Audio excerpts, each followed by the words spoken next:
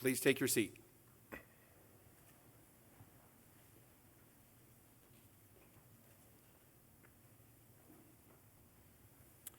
Welcome, class of 2025, family and friends, distinguished guests, faculty and staff, to the 2021 West Virginia School of Osteopathic Medicine Convocation and White Coat Ceremony.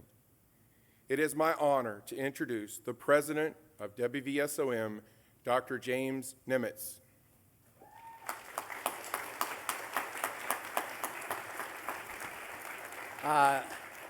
Thank you, Dr. Griffith. Good morning, everyone.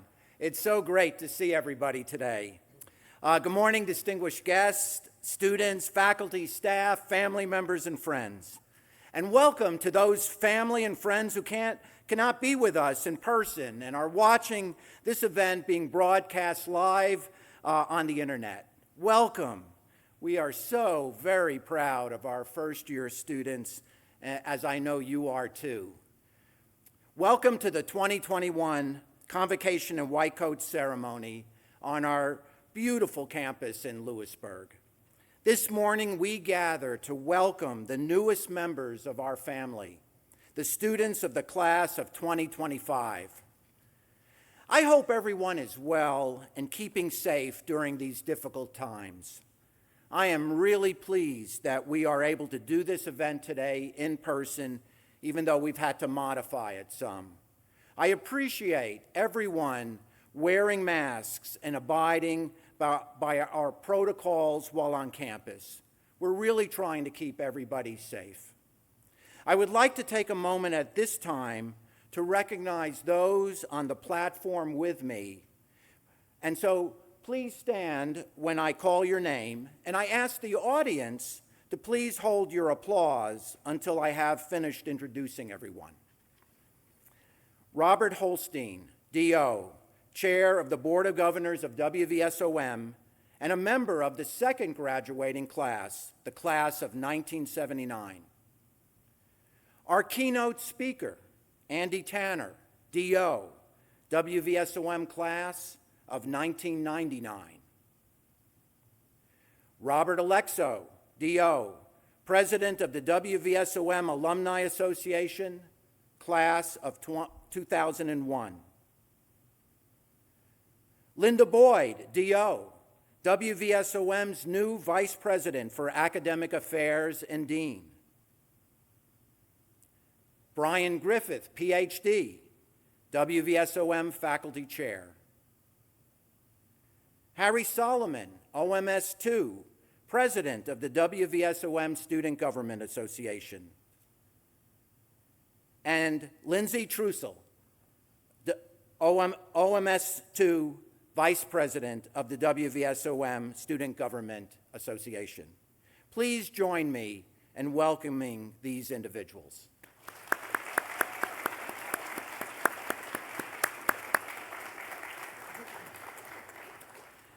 You know, I would be remiss if I did not recognize several very important groups of people without whom this morning's ceremony would not be possible. Realize that we spend months preparing for events like this. The work and preparation put forth on just countless tasks have made this morning's celebration a success. Ladies and gentlemen, please join me in thanking our maintenance and housekeeping staff, the media services, marketing and communications and IT departments, the Au Cafe catering staff, the president's and dean's office staffs, the Office of Student Life, the staff of the Wvsom Alumni Association, the SGA officers, and all of the other staff members who helped put this event together. Thank you.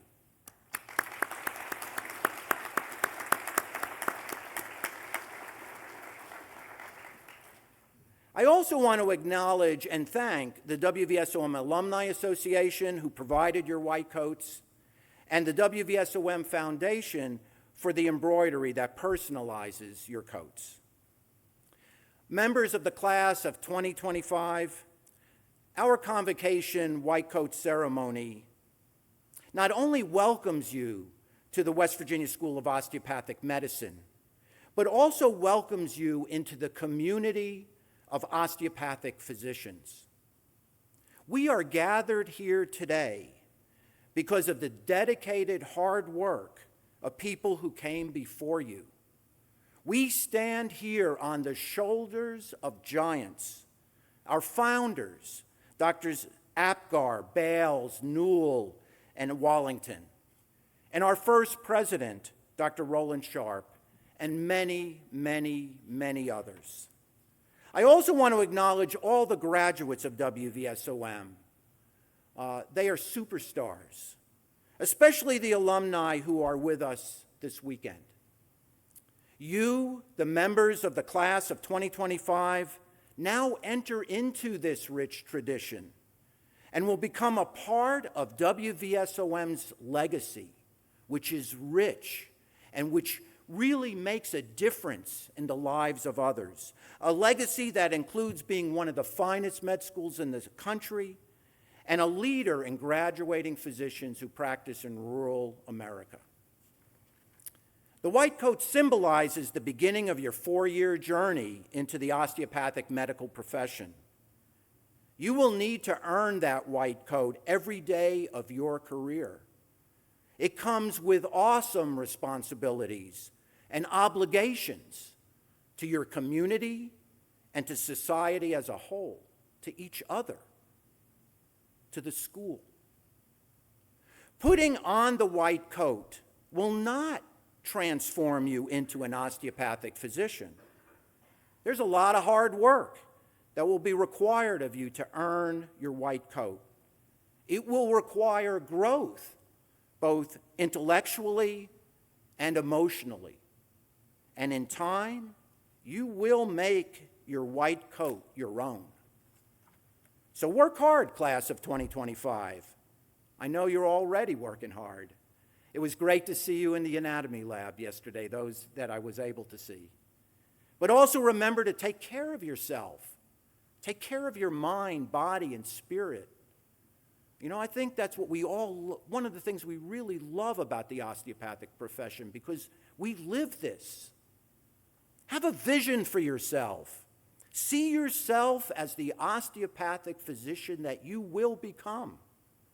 Congratulations. Would the faculty, deans, and staff please rise? Class of 2025, these are the individuals who will work tirelessly to help you earn your white coat. Please join me in thanking them for all of their hard work.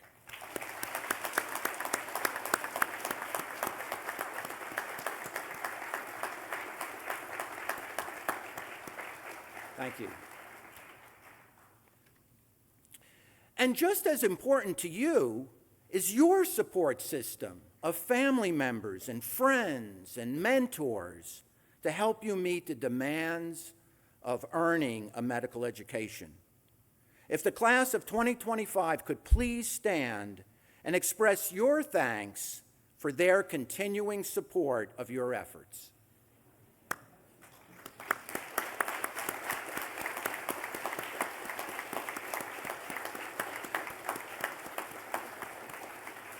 Okay.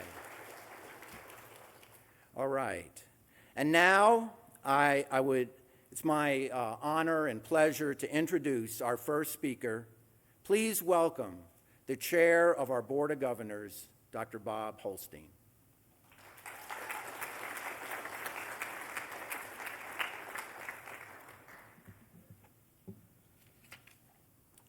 Well, Dr. Nimitz, keynote speaker Dr. Tanner, Alumni Association President Dr. Wvsom, and other platform guests, administration, faculty, staff, students, campus guests, and class of 2025.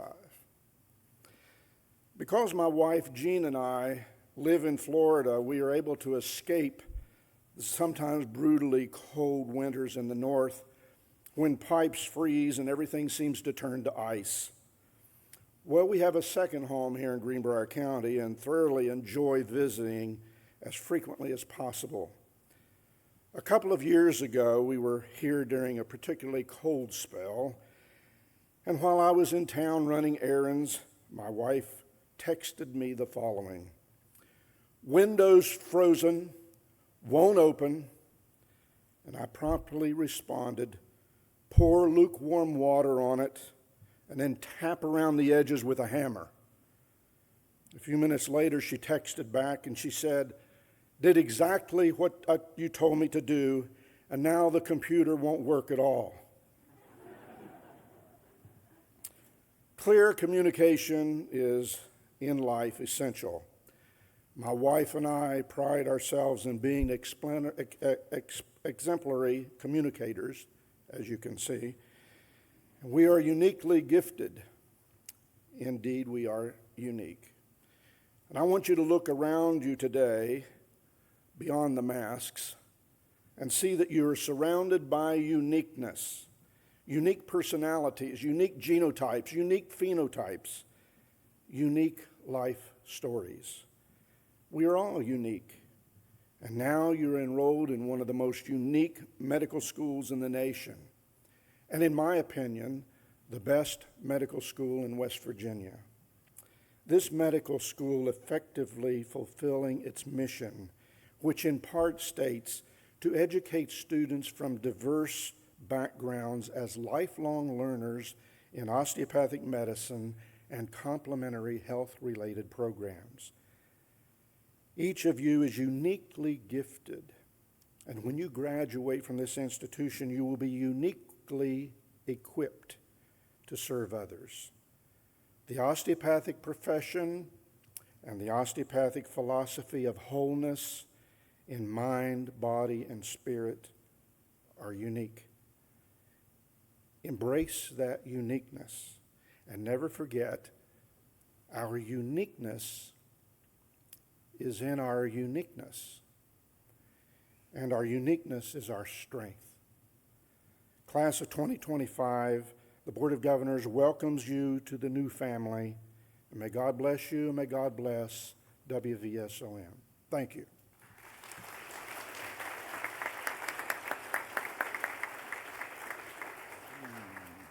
Thank you, Dr. Holstein. Next, please welcome the president of the WVSOM Alumni Association, Rob Alexo, DO.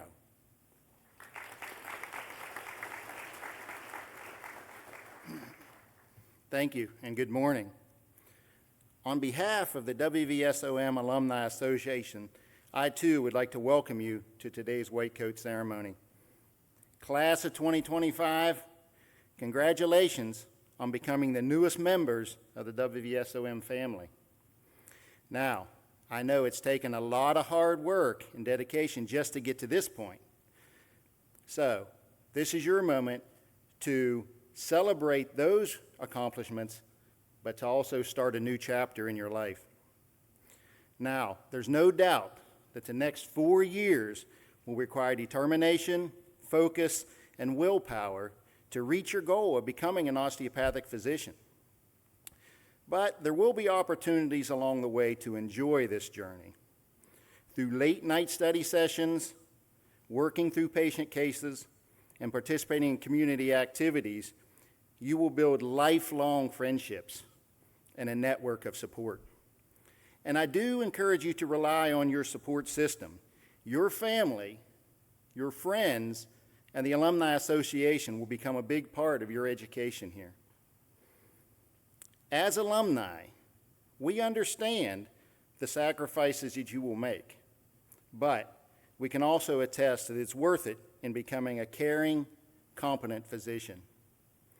Seeing comfort in a patient's face or hope in their eyes when you're able to help is one of the biggest rewards of this profession. We are proud to provide you with your first white coat, and our hope is, as you advance through your studies, you will become more comfortable and more confident in wearing it. Congratulations, class of 2025. This chapter will go quickly, and before long, we will be welcoming you to the elite group of WVSOM alumni. Thank you.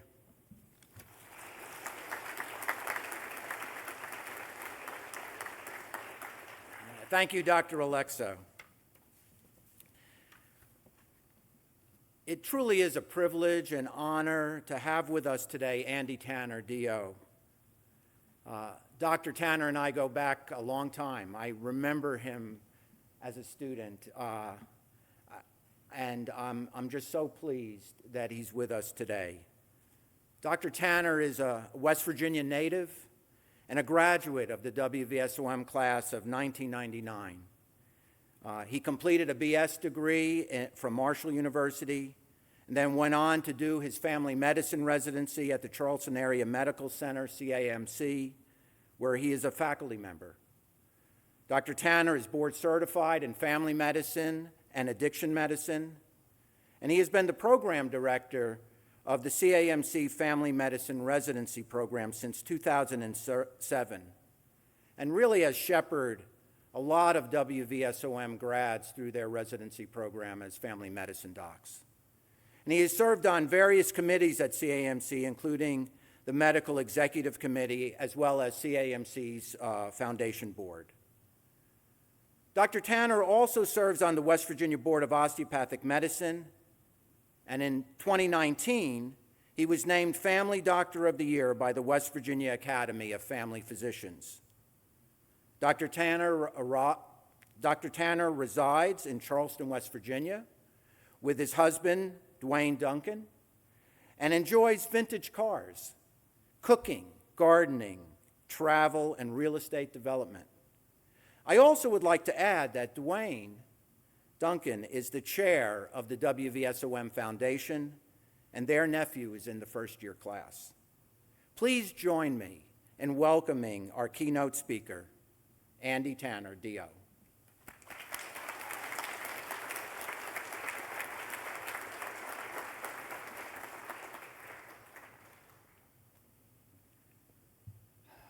Good morning.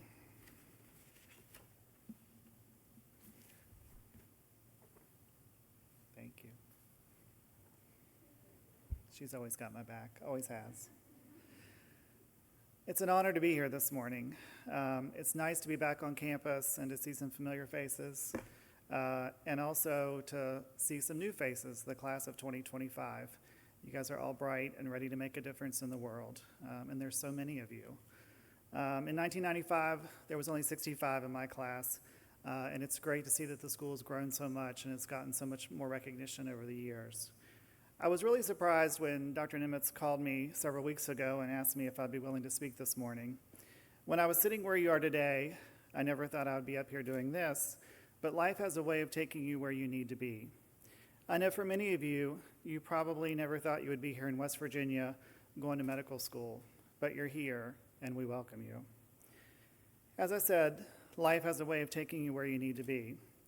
As Dr. Nimitz said, we go way back. He was my anatomy professor when I was a student here, and I remember him telling us early on during our first year that Wvsom and Lewisburg were not on his radar when he was in graduate school.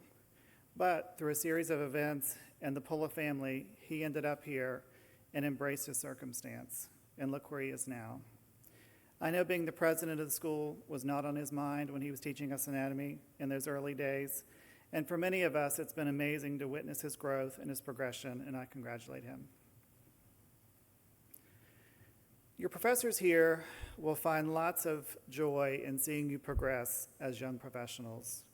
I think for most of us in graduate medical education, that's what we value most, is seeing that transformation. When you come to us, fresh graduates from medical school into residency, in a few short years, you become competent, caring, and compassionate physicians. As a student here, be open to the idea that you're here for a reason, and life brought us here today, and you never know where it might take you. Who knows, in 20 years, you might be up here doing this morning. I want to congratulate all of you on your accomplishments, to be seated where you are. It takes a lot of hard work and determination to get into medical school, and I thank you for your dedication and willingness to become a physician. As you know, the work is not easy, and there will be sacrifices along the way. But I can tell you from my perspective, it's the best career, and it's one of the most rewarding jobs that you can do. And I have to tell you that I love being a family doctor. And yes, it's what I said I wanted to do during my interview, like I'm sure a lot of you guys did, and I never wavered. Going back to the early 90s, which I realize is before most of you all were probably born, I had applied to medical school, and I didn't get accepted the first year. Was I devastated? A little. But I tried again, and I want you guys to keep that perseverance. The next year, I got waitlisted, and I finally got a call in July with classes starting in about 4 weeks.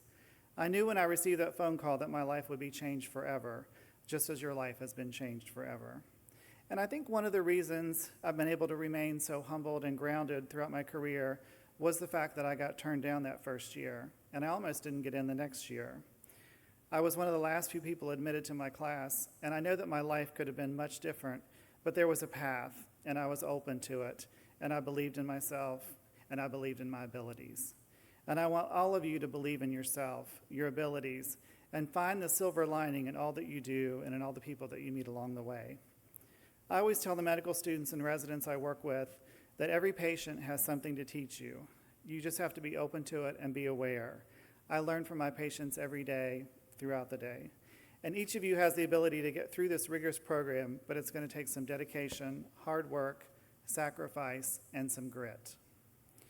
So I learned a few things when I was preparing this for this morning. One of the things I learned that was back in the 1800s, physicians actually wore black coats, which signified their solemn and serious work.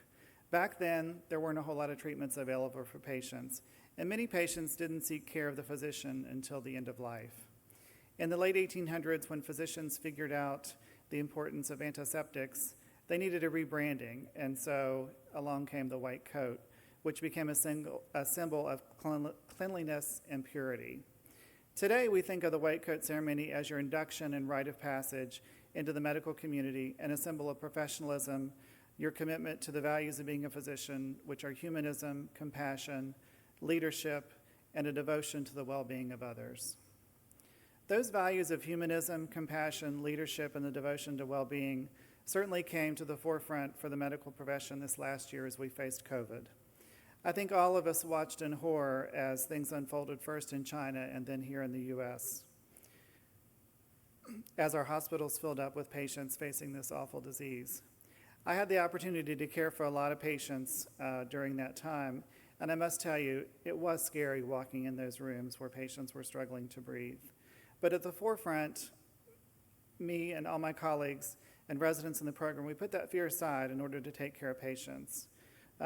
It was almost like we had front row seats to a movie that was being filmed, and unfortunately our patients and we were in the stars.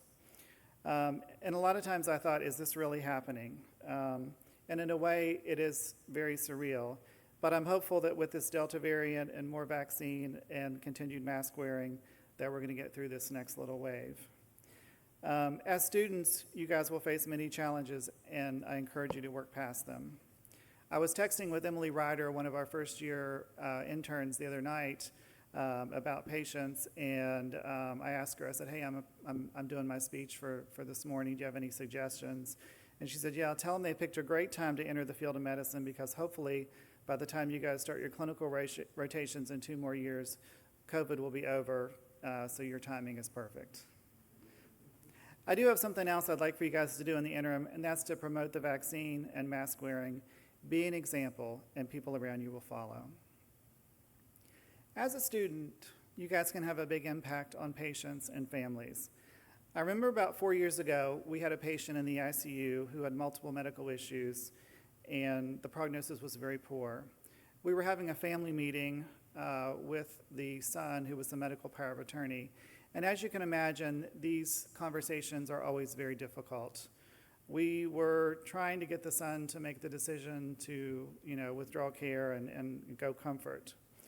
So we're having this meeting, and I've got, the residents and the medical students around, and we're sort of talking about things and trying to get their understanding of what's going on. And at one point, one of our third-year medical students spoke up. Now, you got to remember, this was his first rotation in the hospital. This was like July of his 3rd year. And he hadn't really said much up to this point. So Zach spoke up and starts explaining to this gentleman and their family that he had to make this terrible decision for his father several years before, when his father was suffering from metastatic cancer. I was blown away that the student had the courage to speak up during this delicate and important conversation. But it was the turning point of the conversation, and he ultimately made the decision to withdraw care, and his father passed away. And Zach stayed with the family throughout the day until that happened. So even as a student, you can have a great impact on patient care. Please remember that. And also remember that end-of-life care is also care. So as a student and later as a physician, I encourage you to find an outlet or a way to process emotions that you'll experience throughout the day. The buzzword currently is well-being. It seems everyone in education and private industry is focused on well-being because if you're well, you can take care of sick people. Makes sense, doesn't it?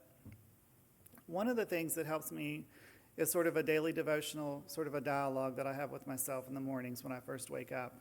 I do a little bit of a meditation. I try to set the intention that I'm going to have a great day with interactions with my patients, and I pray that I make the right decisions for my patients. I also try to get myself in tune with the universe, and this is a term that Dwayne has always helped me with.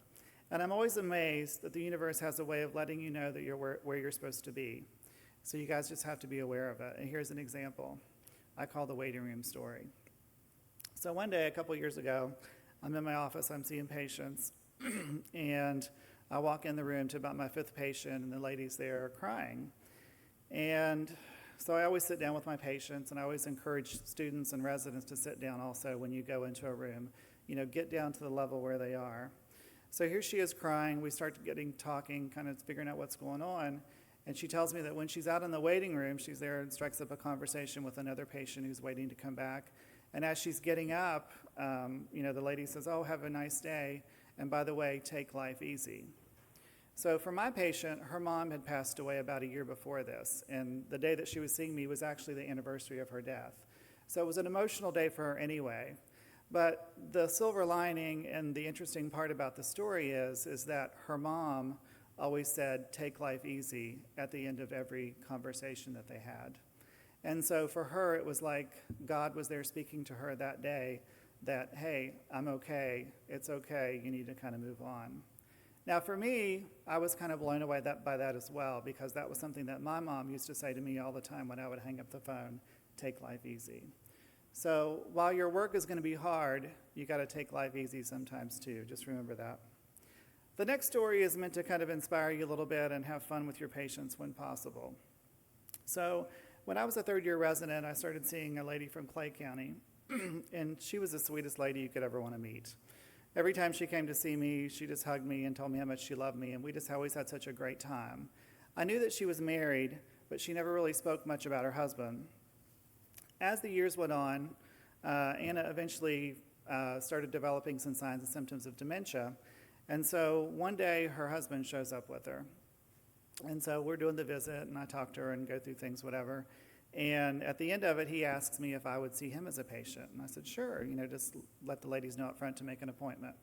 So he makes an appointment, and I see him a couple of weeks later, and we're talking, and I ask him what kind of work he used to do, and he kind of started chuckling. And I said, "Well, why are you laughing?" He said, "I've been in prison for a long time." He said, "I just got out, a couple of years ago." So then I had to ask, "Okay, what were you in prison for?" And he goes on to explain that he had robbed a bank many years before, and he was almost a little bit proud of it. And he always kind of tells me, he's like, "They never found all the money." So on one visit, he comes in, and he developed some other chronic medical issues throughout the years. So about a year ago, he comes in, and he had to get admitted to the hospital that day, and he's like, "Dr. Tanner, is this the end for me?" And I was like, "Well, I'm not sure, but I don't really think so." He said, "Well, if it is," he said, "please put on my tombstone, fast women, fast cars, and hard living finally caught up with the old bank robber." So he didn't pass away then, but I always enjoy when I see him on my schedule, because I know we're going to have a laugh about something. And, we've really kind of connected over the years. And anyway, I guess a few weeks ago I saw him, and I guess maybe I wasn't, I think I had a little virus a couple weeks ago. It wasn't corona. But anyway, I was sick, and I was there, and I wasn't feeling the best that day when I saw him. So he writes me a letter a couple of days later. He says, "Dear Dr. Tanner, the golden years have come." This is a little dicey too, so sorry. "The golden years have come at last. I cannot see, I cannot pee, I cannot chew, I cannot screw. My hearing stinks, my memory shrinks, no sense of smell, I look like hell. The golden years have come at last. The golden years can kiss my ass." Signed, the bank robber. So I want you guys to have a lot of fun with your patients. And the way that you do that is you connect with them on a personal level. So for my patient, we talk about gardening, we talk about cars, we talk about all kinds of crazy things. So get to know your patients on a personal level, something that you guys enjoy, something that you can connect with, because patients remember those things. And, they don't remember that you ordered all these tests and you talked to them about their blood sugars and that sort of thing. Those are all important things in patient care. We all know that. But at the same time, you got to be able to connect with them on a personal level. So get to know them personally. Ask them what they like to do, those kind of things. So I got one last story here. So every year when our third-year residents are finishing up their residency, we have a graduation party. I pull out their personal statements from their original application, and when I present their certificates to them at the ceremony, I sort of tell a story about their upbringing, where they went to medical school, what inspired them to do family medicine, and those kind of things. And I kind of weave it into a little story, and I tell, stories about them as residents and things that they did, things that they accomplished. So this last year, we had a graduation ceremony at our home. It was a very small gathering, and yes, we were all vaccinated, and this was in June. And I didn't have a personal statement on one of my residents because he had transferred in as a pathology resident. So Boris, and yes, he's from Russia, he was a student at WVU. And when he was getting ready to graduate from WVU, he had applied to our program, and we interviewed him, and we really liked him, and we ranked him. But at the last minute, he changed his mind and decided that he wanted to do pathology. So turned out he really didn't like pathology very well. So every year, or not every year, every 6-8 months, Boris would call me and ask if we had any open positions. And I felt terrible for this kid because, he was a nice guy. We had interviewed him. We really liked him. He was good friends with one of our other residents who was in the program. And I would always tell him at the end of these conversations, I would always say, Boris, where there's a will, there's a way. And I can remember saying those words to him, and I want you to remember those words. So we're doing graduation at the house, and I'm presenting a certificate, and I said a few things about him. And Boris is like the last person that you would ever expect to get up and stand up and talk to folks. So, and usually the residents don't speak. I'd kind of give them their certificate, we take some pictures, and they go back and sit down.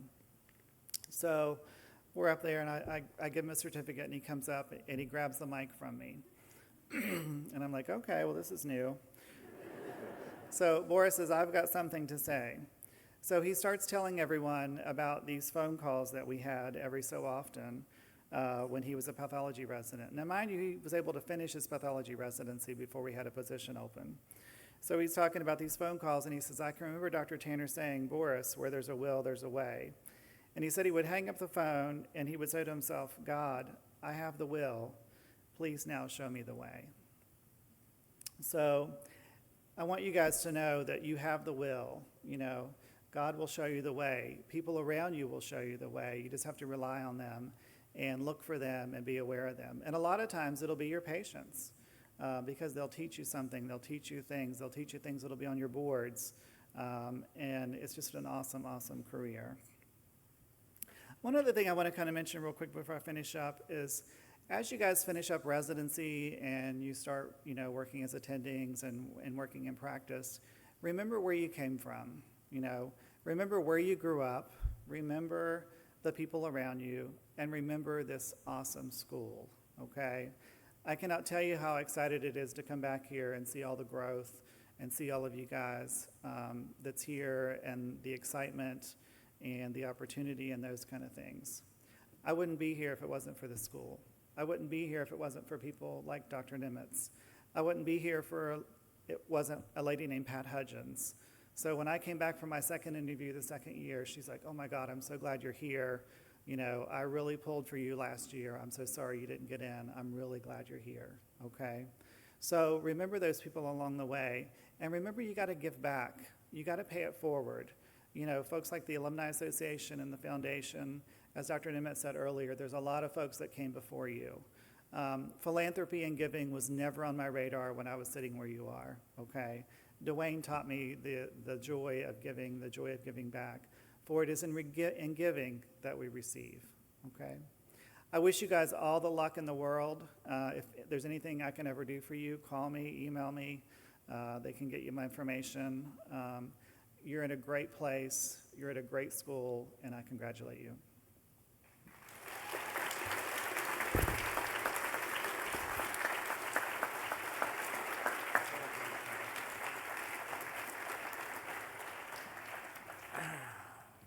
Wow, that was a great talk. Thank you, Dr. Tanner. And now for the main event, our white coat ceremony. Will Harry Solomon and Lindsay Trussell please approach the podium, and will the first row of students rise and approach the stage? And to all of the first-year students, congratulations. Enjoy this moment, soak it up, and have a great day.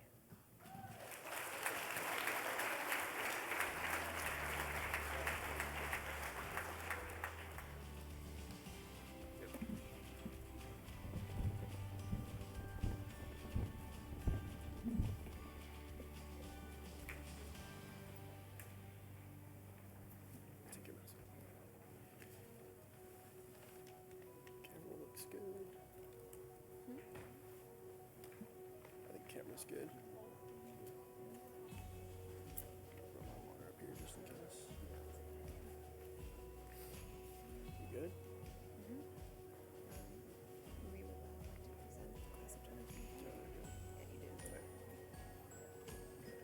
Good. I'll wait for that.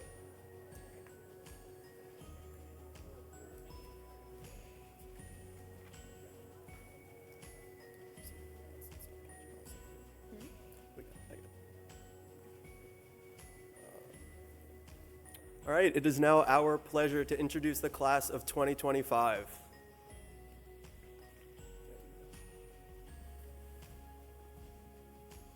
Donald Adkins, coded by Shinichi Asano, PhD.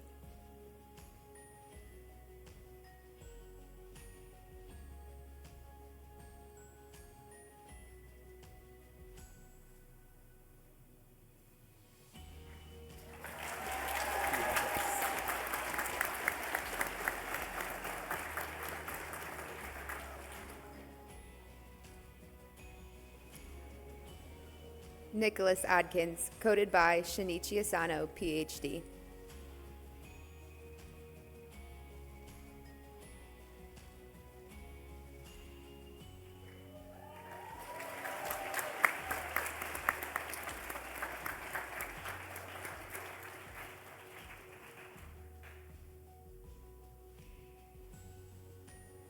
Anosh Akbar, coded by Victoria Schumann, DO.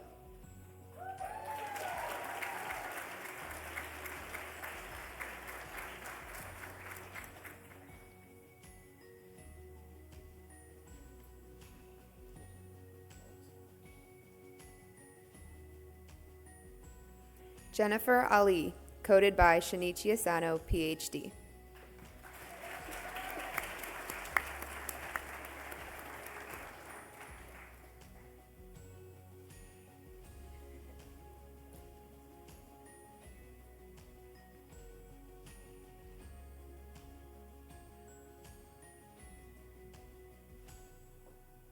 Preston Allison, coded by Shinichi Asano, PhD.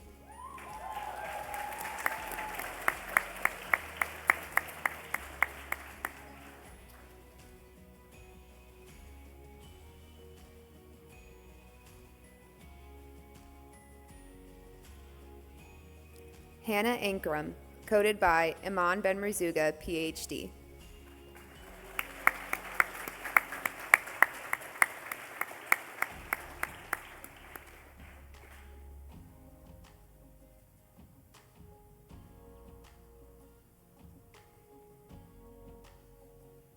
Margaret Anwar, coded by Iman Ben-Rizuga, PhD.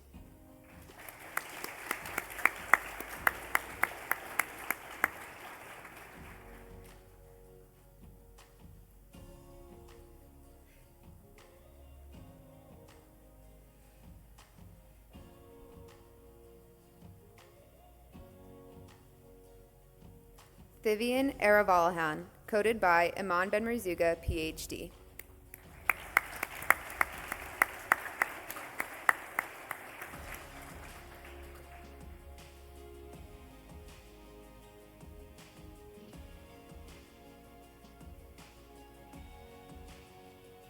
Melissa Bukowski, coded by Iman Ben-Rizuga, PhD.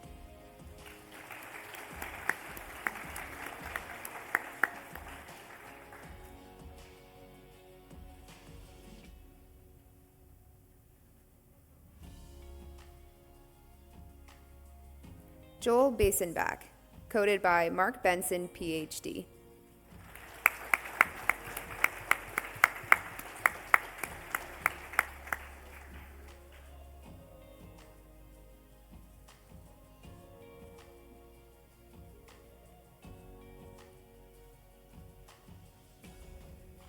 Hannah Basham, coded by Mark Benson, PhD.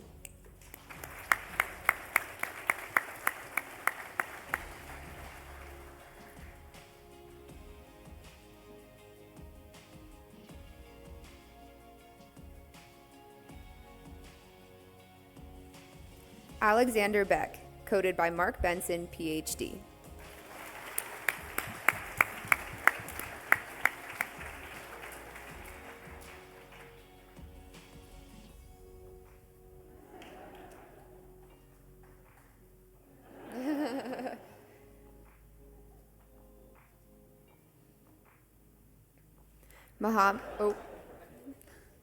Muhammad Omar Beck, coded by Professor Karen Wines.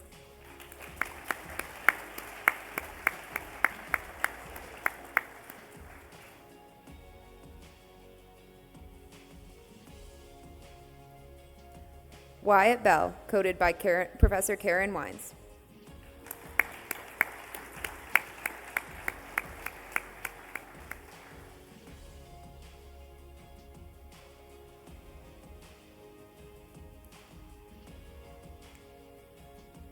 Mariah Berman, coded by Professor Karen Wines.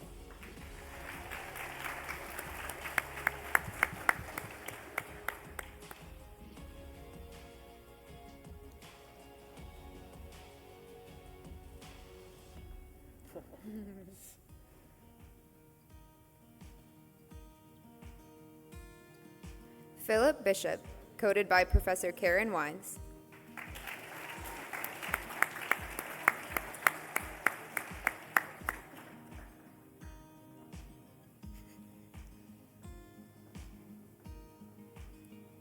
Diksha Biswa, coded by Professor Karen Wines.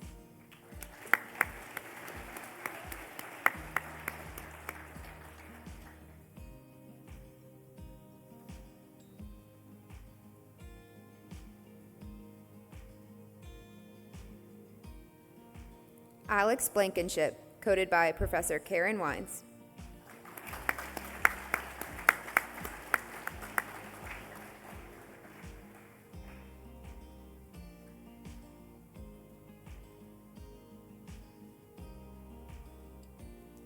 Brendan Boardwine, coded by Lisa Rutke, DO.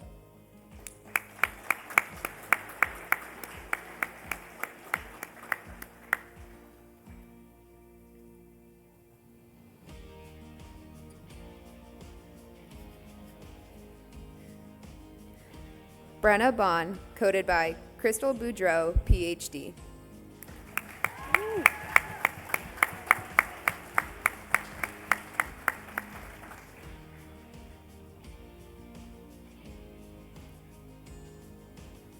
Mackenzie Bonds, coded by Crystal Boudreau, PhD. Yeah. I'll just...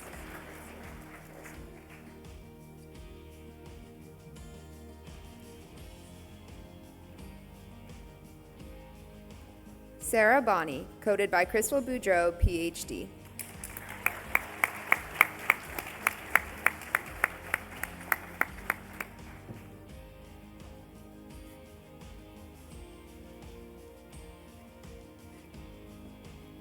John Bauer, coded by Christy Bridges, PhD.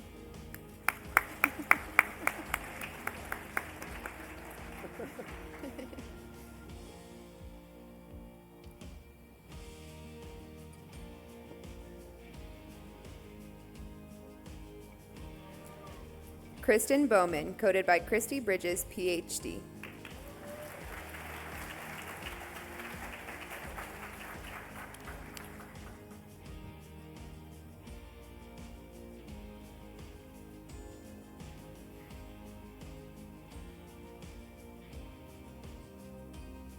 Joy Brooks, coded by Lisa Rutke, DO.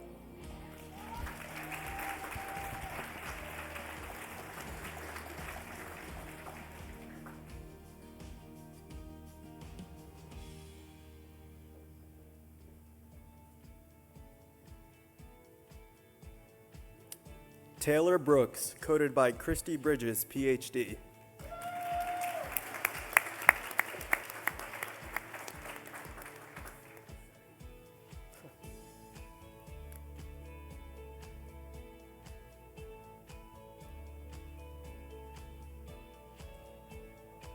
Morgan Broski, coded by Christy Bridges, PhD.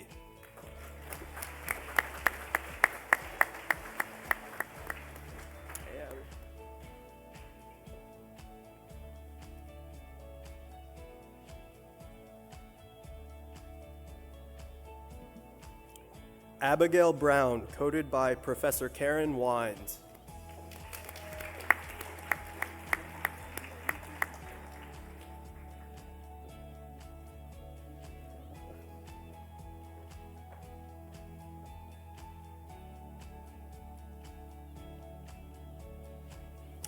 Lauren Brown, coded by Dina Shaper, DO.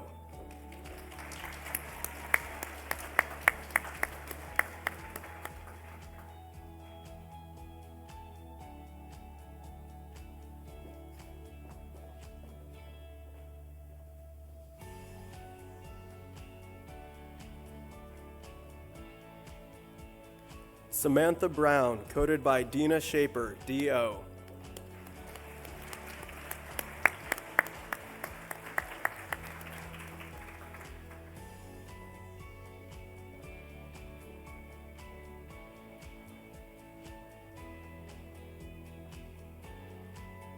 Chris Buttrin, coded by Dina Shaper, DO.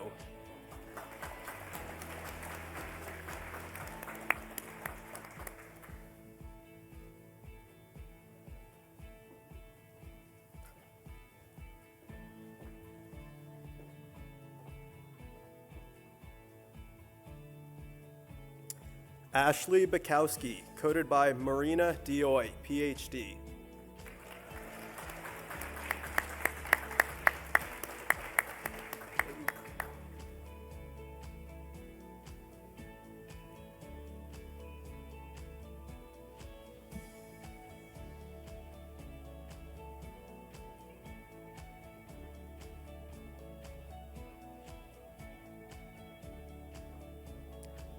Macy Carter, coded by Marina Dioy, PhD.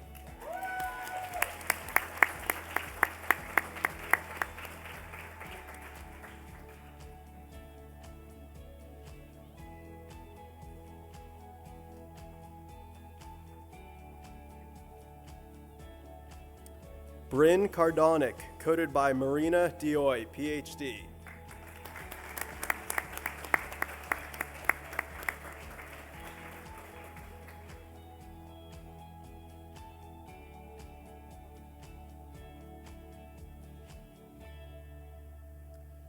Cody Cawthon, coded by Courtney Eliezer, PhD.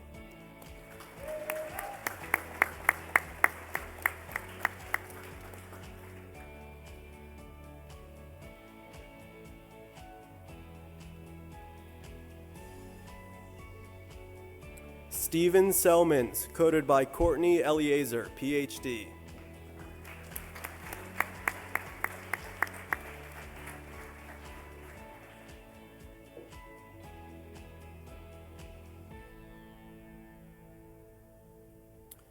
Alyssa Chafin, coded by Brian Griffith, PhD.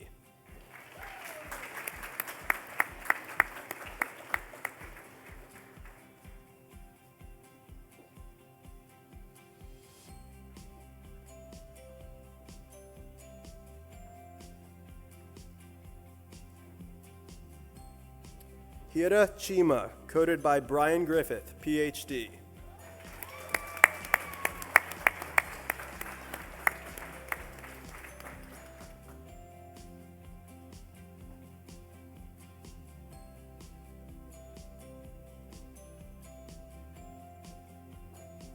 Zaik Chowdhury, coded by Brian Griffith, PhD.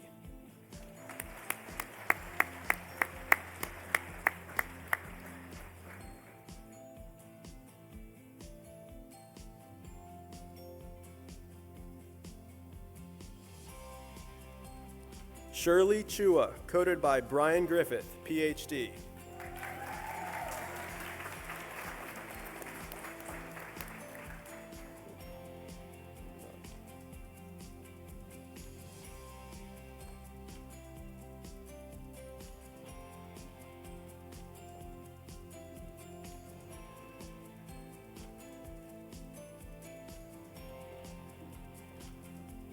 Noah Klein, coded by Brian Griffith, PhD.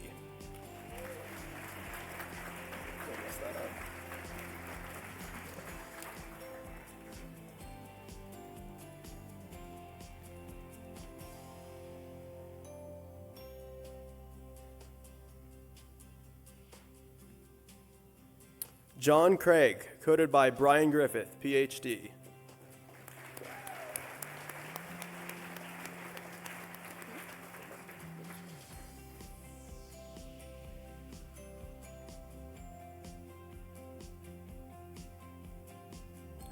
Melissa Cummins, coded by Jandy Hanna, PhD.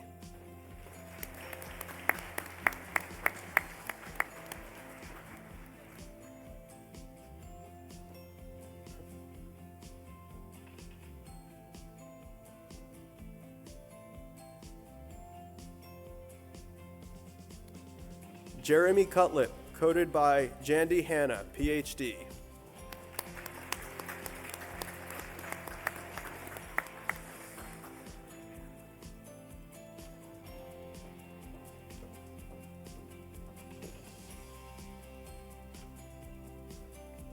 Mila Degenich, coded by Jandy Hanna, PhD.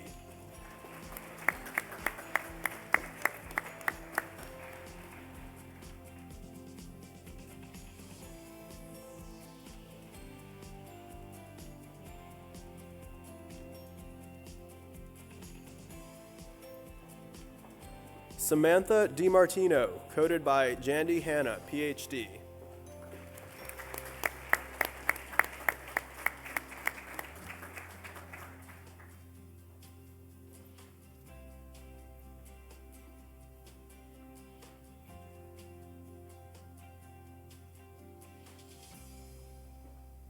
Scott Divac, coded by Tuen Liu, MD, PhD.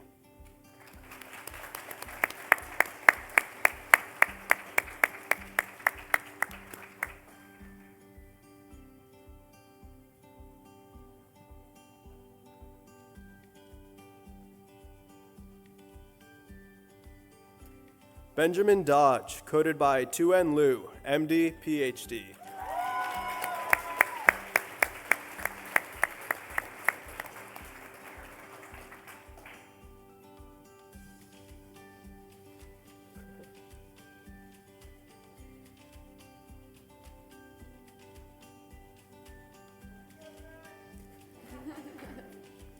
Kelsey Donahue, coded by Tuen Liu, MD, PhD.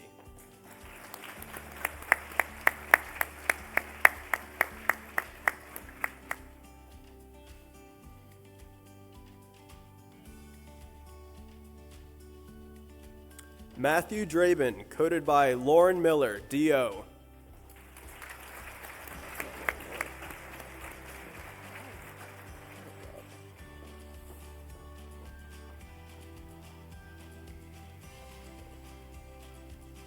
Claire Drotman, coded by Lauren Miller, DO.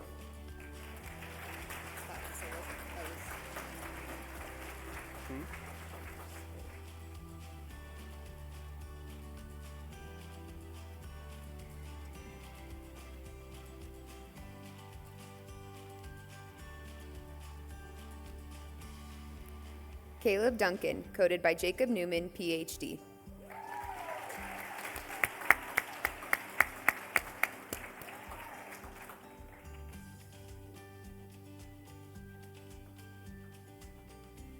Andrea Dwiggins, coded by Jacob Newman, PhD.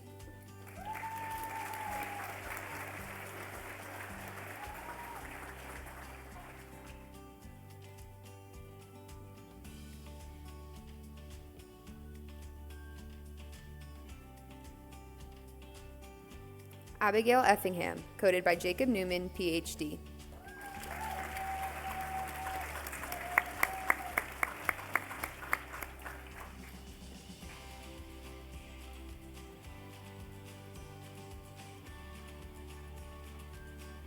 Delaney Ellis, coded by Jocelyn Mann, DO.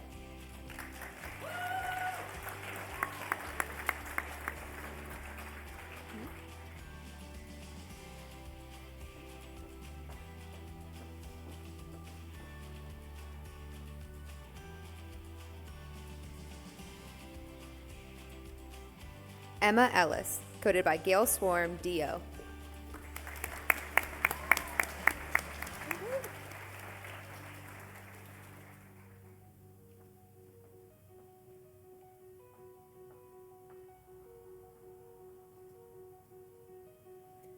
Ron Everhart, coded by Gail Swarm, DO.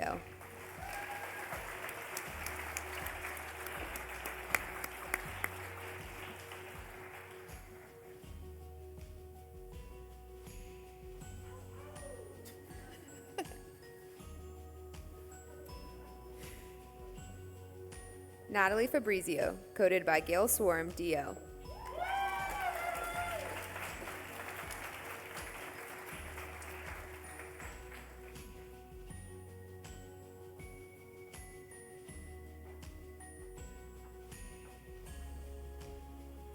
Peter Fanikos, coded by Gail Swarm, DO.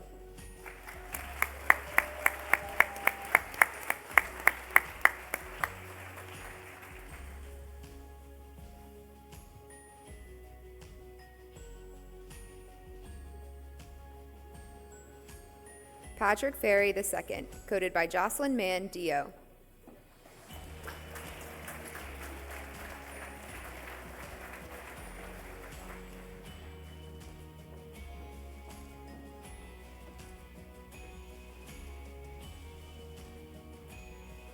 Caroline Farrell, coded by Davini Apanith, PhD. No, you're good. I'm just double checking.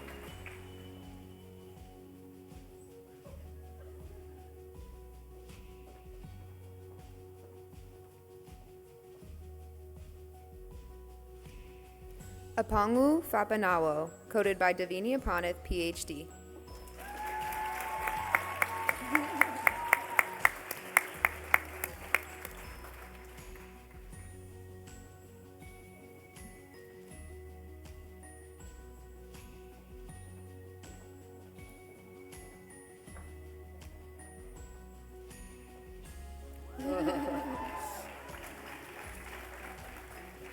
Sarah Foreman, coded by Davini Apanith, PhD.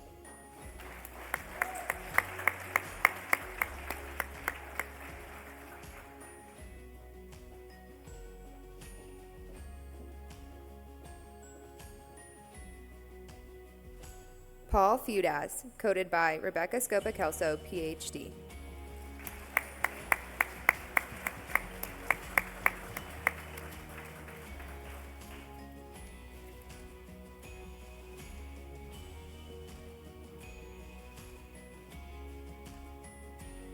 Cody Fuller, coded by Rebecca Scopa-Kelso, PhD.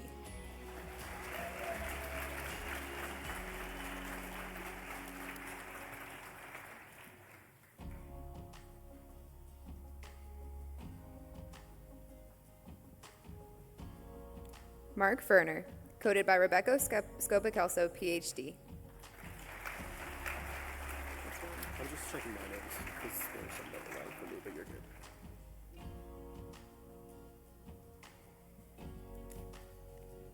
Jillian Gaunt, coded by Kristen Stover, PhD.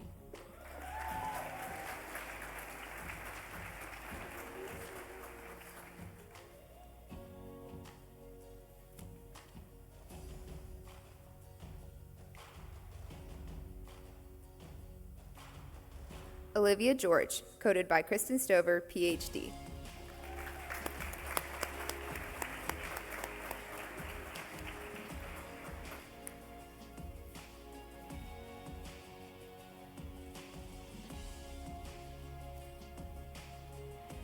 Sohil Gopal, coded by Kristen Stover, PhD.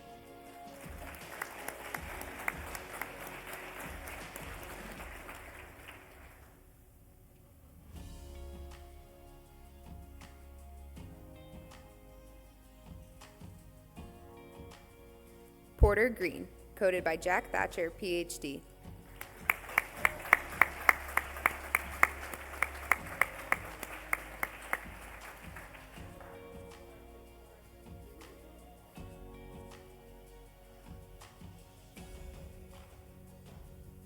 Anthony Grillo, coded by Jack Thatcher, PhD.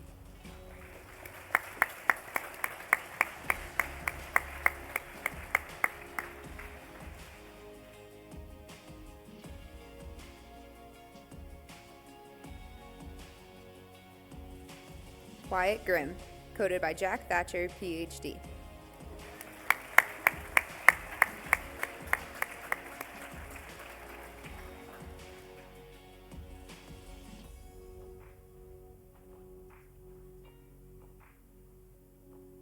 Sean Hamlin, coded by Jack Thatcher, PhD.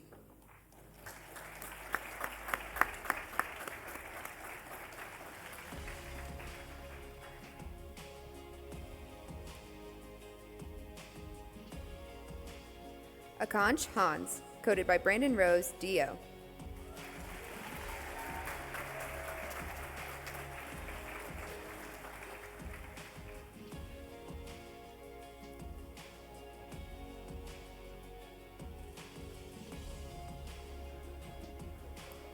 Shane Harless, coded by Brandon Rose, DO.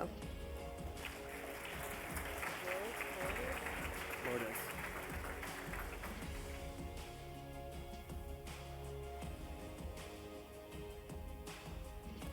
Brooke Harlow, coded by Brandon Rose, DO.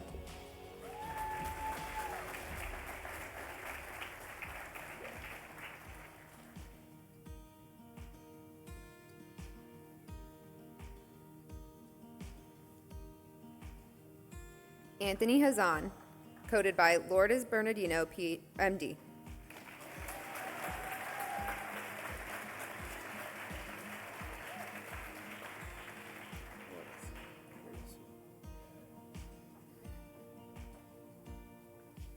Noah Heichel, coded by Lourdes Bernardino, MD.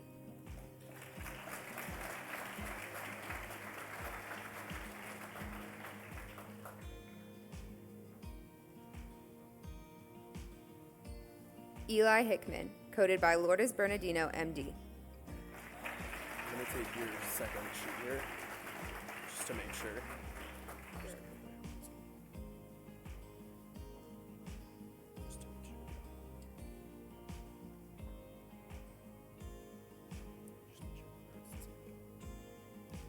Luke Horning, coded by Dwight Bundy, DO. Looks like, oh, forget it. Yeah, just let me know if there's a person like you.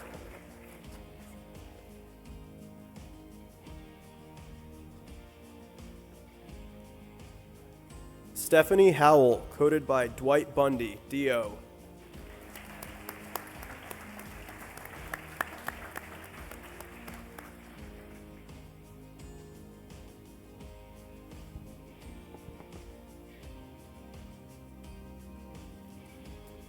Imtiaz Imam, coded by Dwight Bundy, DO.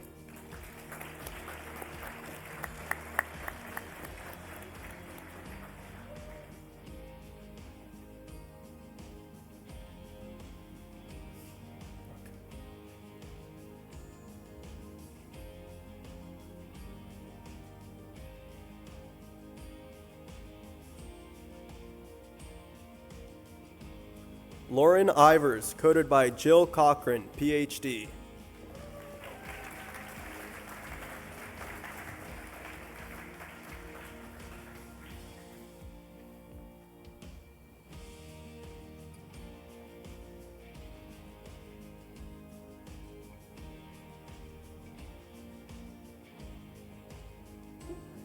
Carlos Ivericu, coded by Jill Cochran, PhD.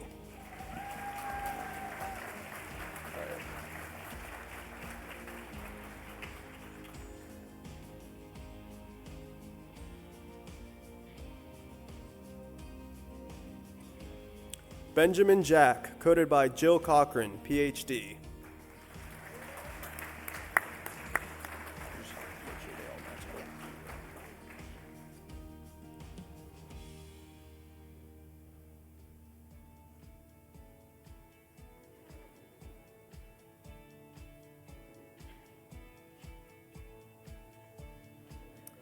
Elizabeth Jacobs, coded by Chelsea Fager, DO.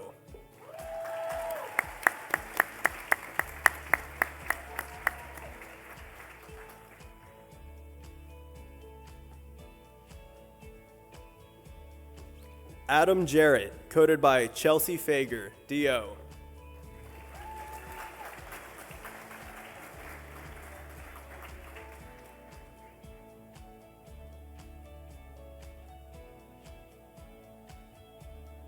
Patrick G., coded by Chelsea Fager, DO.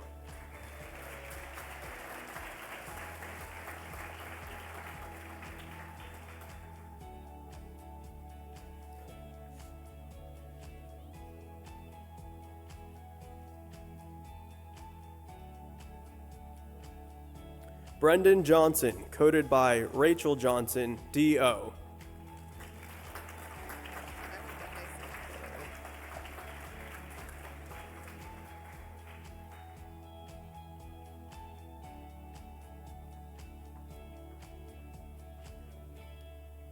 Ashlyn Jones, coded by Rachel Johnson, DO.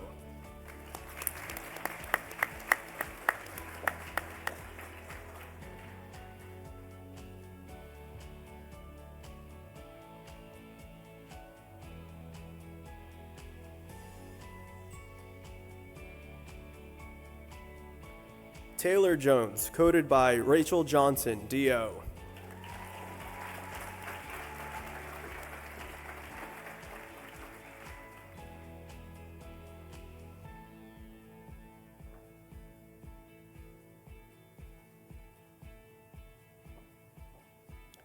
Mitul Joshi, coded by Abigail Frank, DO.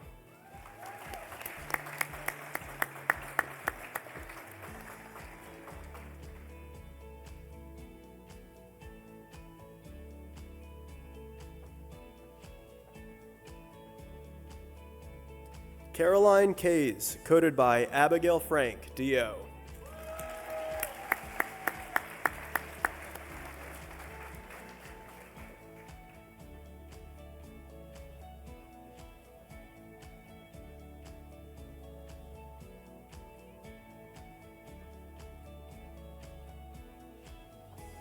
Megan Kelly, coded by Abigail Frank, DO.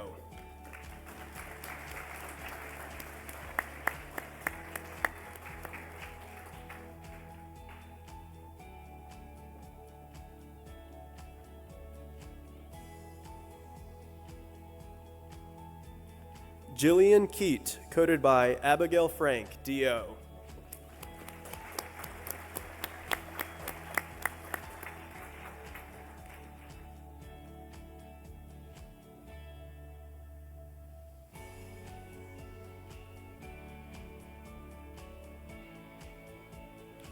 Ashan Khan, coded by Abigail Frank, DO.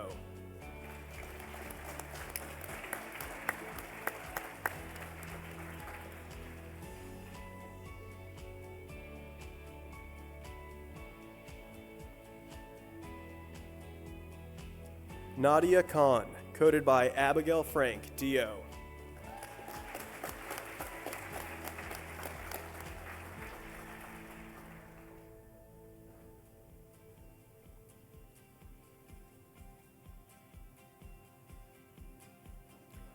Colton Kinderconnect, coded by Christopher Kennedy, DO.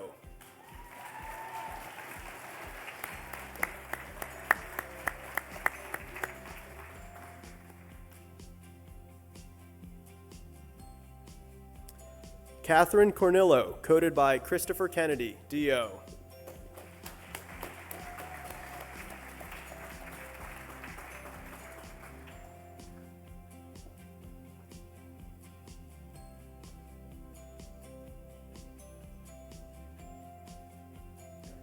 Emily Kowalczyk, coded by Christopher Kennedy, DO.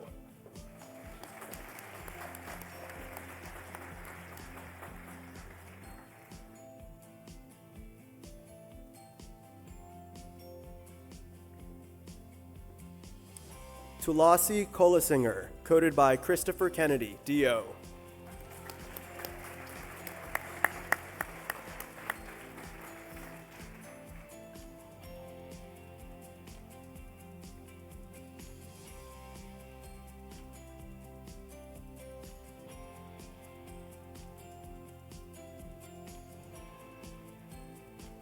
Charles Lafferty, coded by Maple Landvoigt, MD.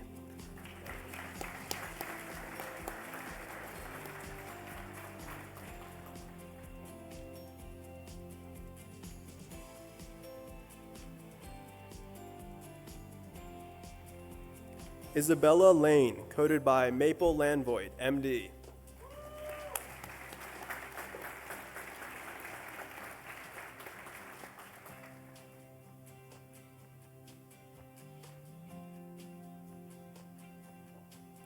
Jennifer Lasky, coded by Abigail Frank, DO.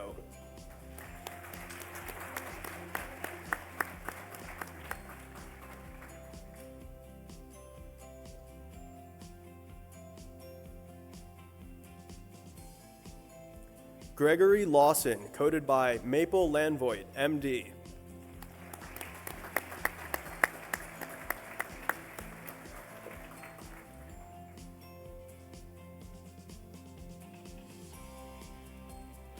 Christley Leacock, coded by Maple Landvoigt, MD.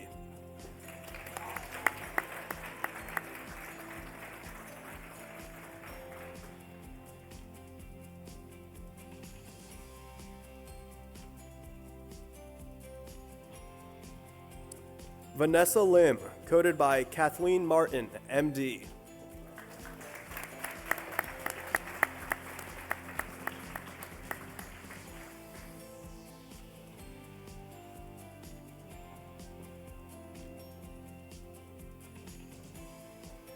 Teresa Lawrence, coded by Kathleen Martin, MD.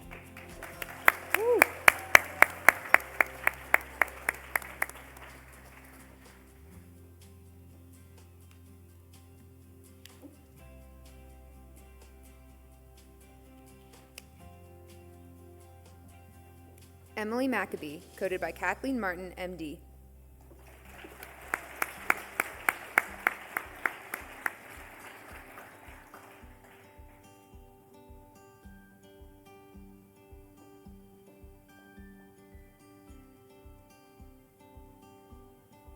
Maria Mace, coded by David Webb, MD.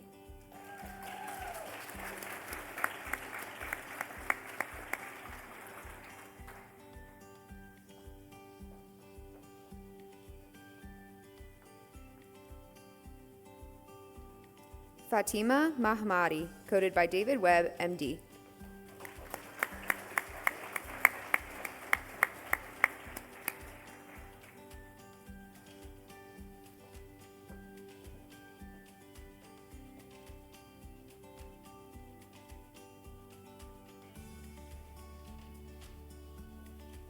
Ethan Mayer, coded by David Webb, MD.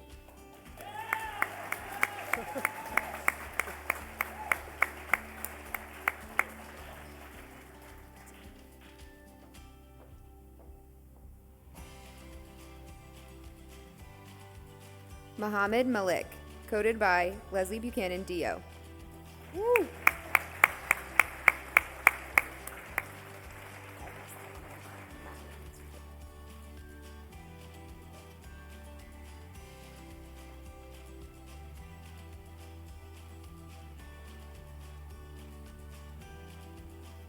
Morgan Maloff, coded by Leslie Buchanan, DO.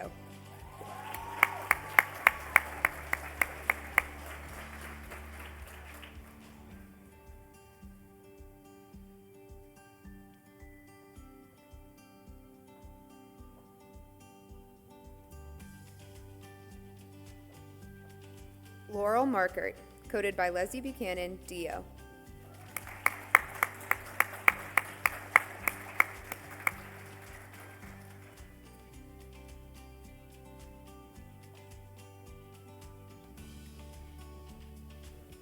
Madison Marshall, coded by Leslie Buchanan, DO.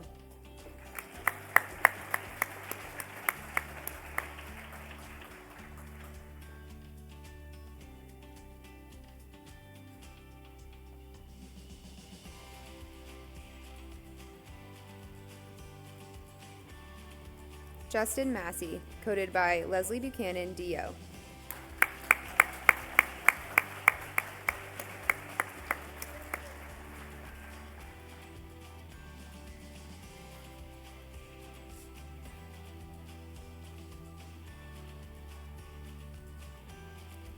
Kevin Matthews, coded by Bob Foster, DO.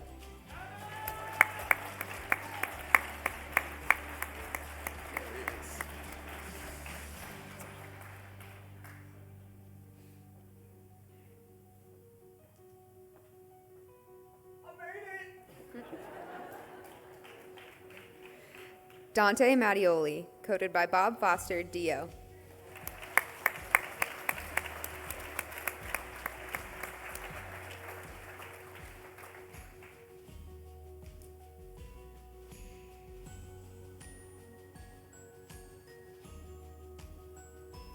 Deanna Morrow, coded by John Garlitz, DO.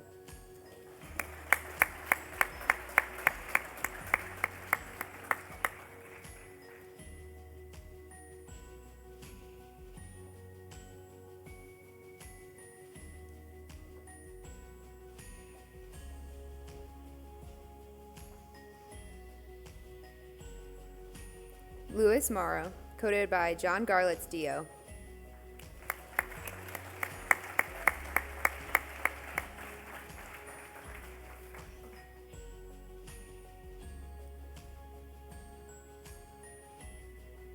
Summer McElwain, coded by John Garlitz, DO.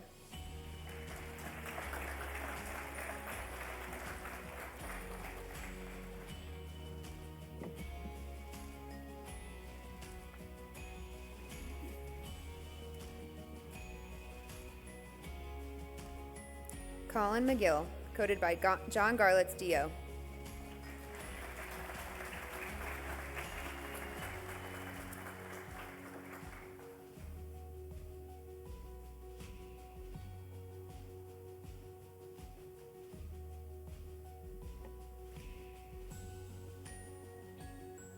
Sarah McQueen, coded by John Garlitz, DO. I'm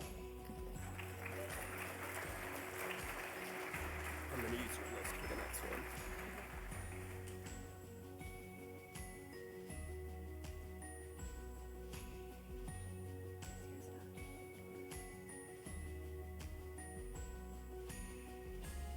Teresa Menatchery, coded by Deborah Schmidt, DO.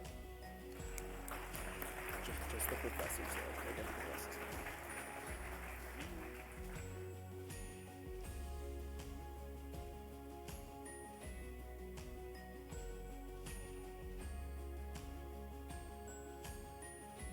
Courtney Merwin, coded by Deborah Schmidt, DO. Yeah, yeah, yeah.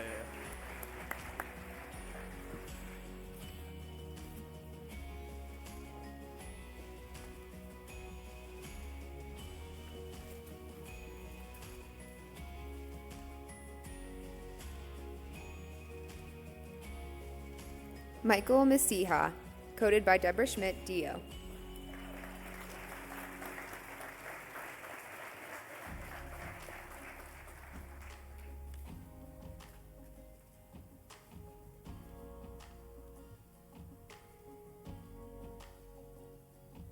Allison Meskey, coded by Deborah Schmidt, DO.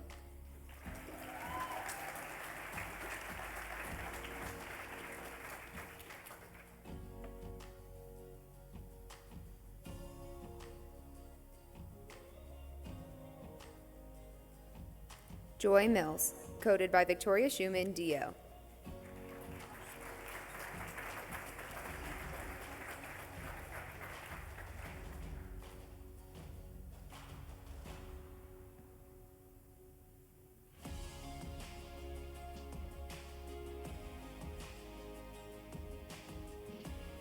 Cameron Mitchell, coded by Jessica Smith Kelly, DO.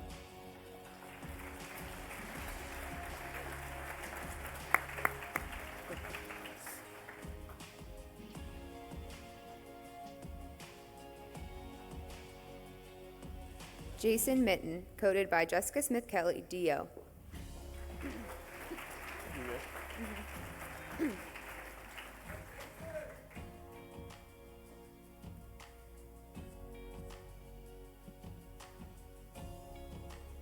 Dina Mohammed Ali, coded by Jessica Smith Kelly, DO.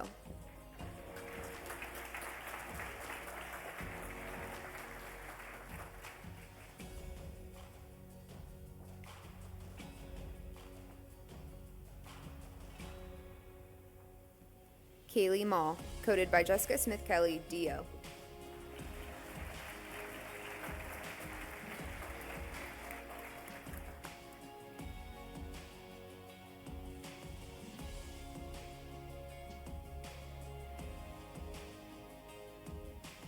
Brian Moore, coded by Jessica Smith Kelly, DO.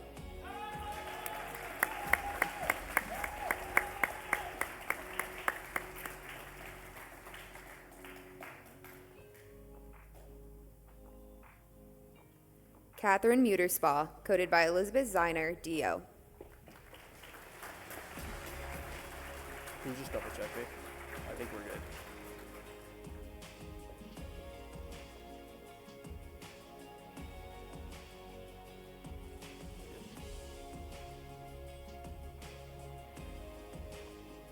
Amber Ngo, coded by Elizabeth Ziner, DO. We're good? Okay, thanks.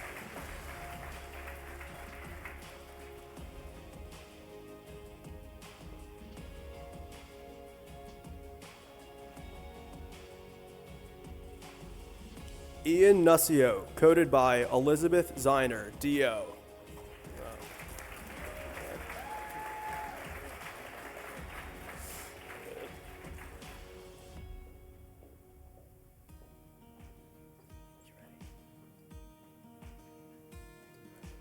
Casey O'Doherty, coded by Elizabeth Ziner, DO.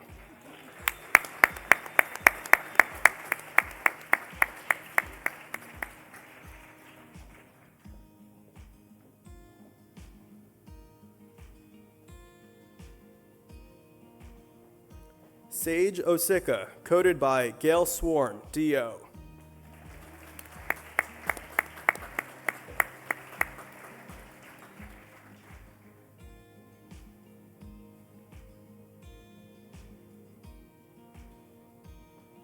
Riley Palmquist, coded by Gail Swarm, DO.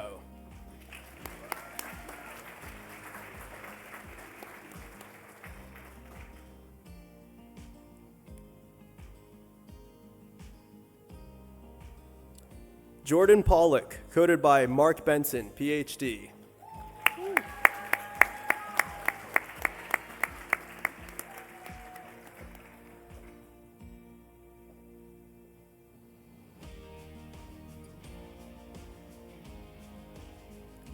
Jalen Parks, coded by Chris Pankey, PhD.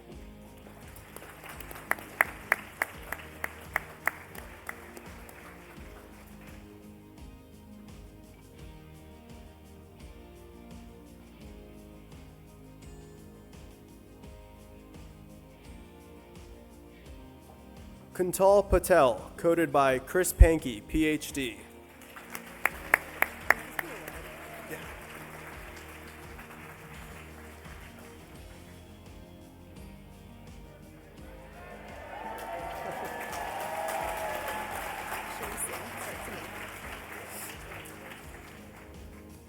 John Polizois, coded by Chris Pankey, DO.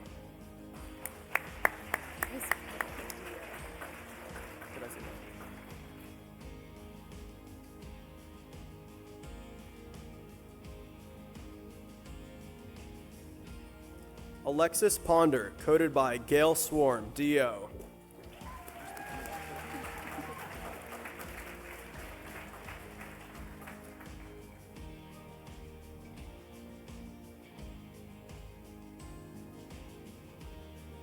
Joseph Puthamthariel, coded by Gail Swarm, DO.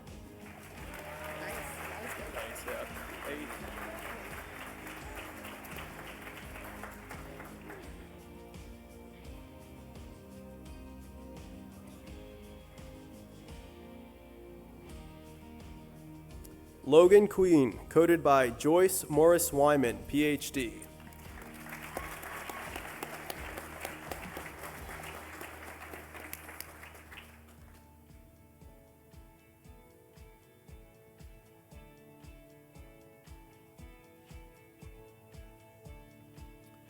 Hamza Rashid, coded by Joyce Morris Wyman, PhD.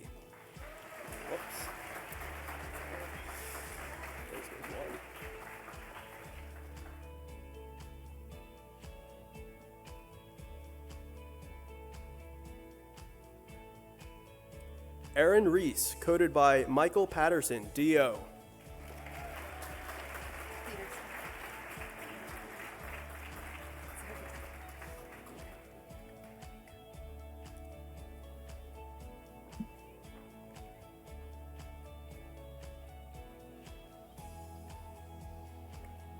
Ryan Relier, coded by Michael Peterson, DO.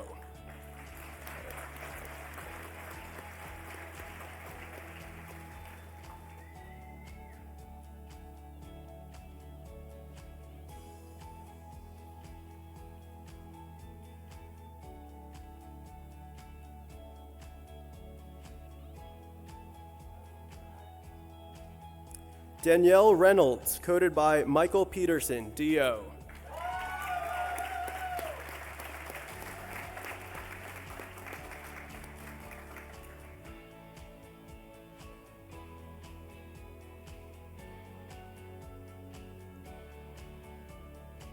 Skylar Richmond, coded by Michael Peterson, DO.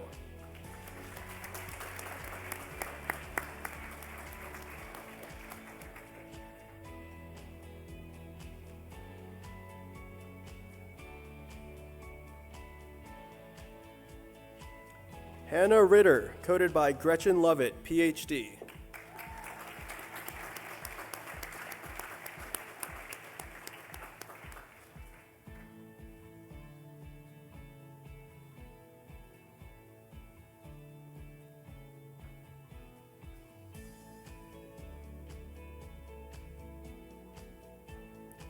Corey Robinson, coded by Gretchen Lovett, PhD.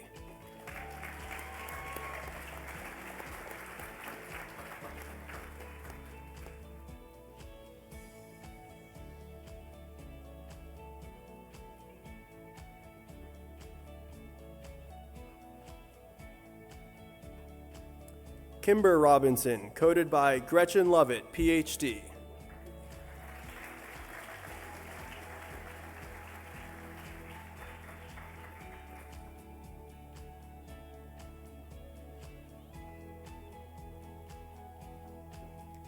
Madison Robinson, coded by Gretchen Lovett, PhD.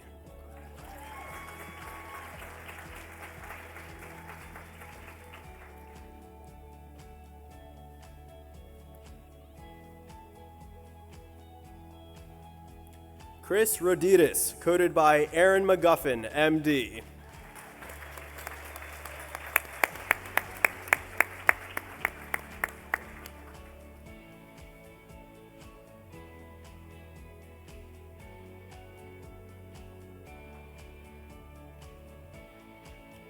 Nathan Rawlings, coded by Aaron McGuffin, MD.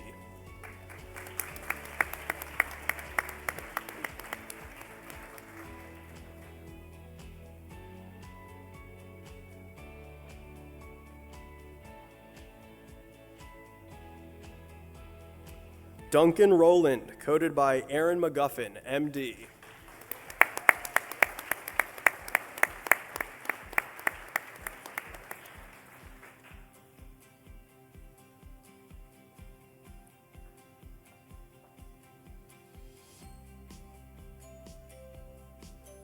Saida Rook, coded by Aaron McGuffin, MD.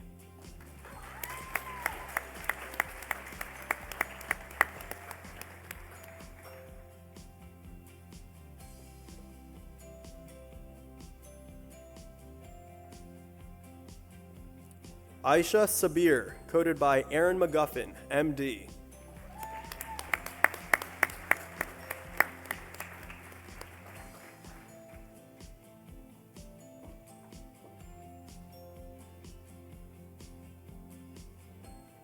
Ribal Sajad, coded by Lauren Miller, DO.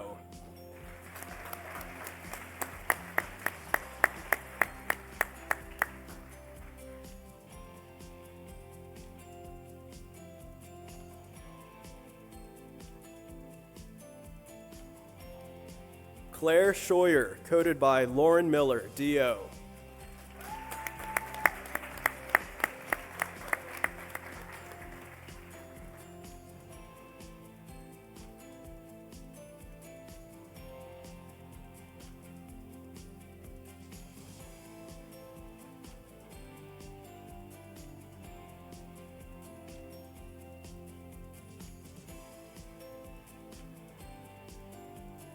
Vincent Scazzaro, coded by Lauren Miller, DO. Oops.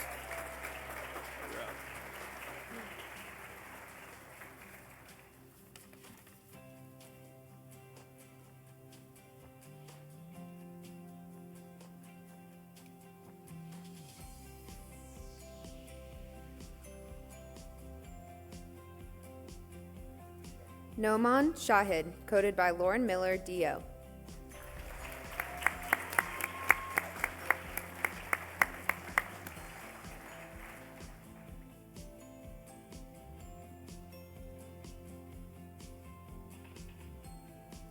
Chase Shank, coded by Aaron McGuffin, MD.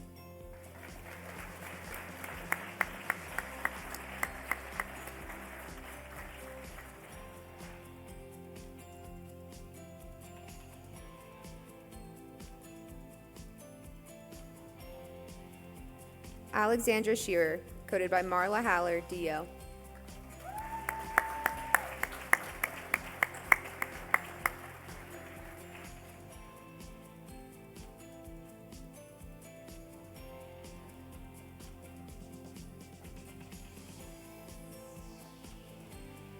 Abid Siddiqui, coded by Marla Haller, DO.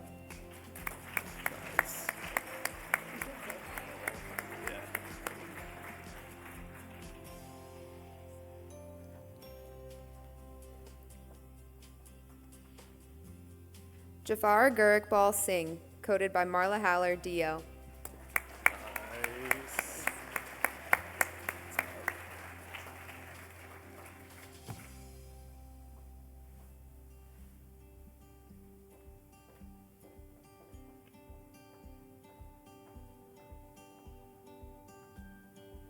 Shashank Singh, coded by Marla Haller, DO.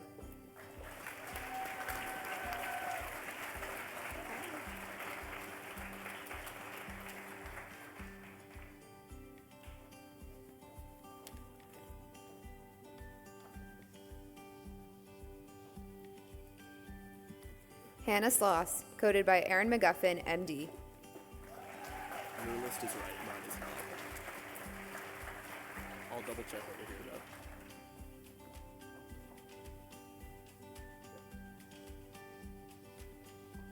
Adam Smith, coded by Marla Haller, DO. You're good.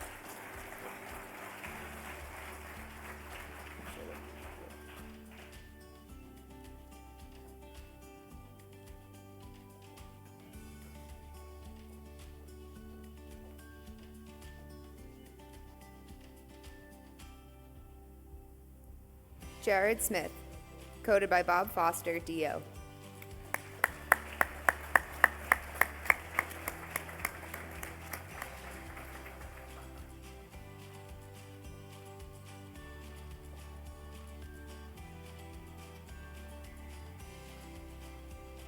Sheer Smith, coded by Bob Foster, DO.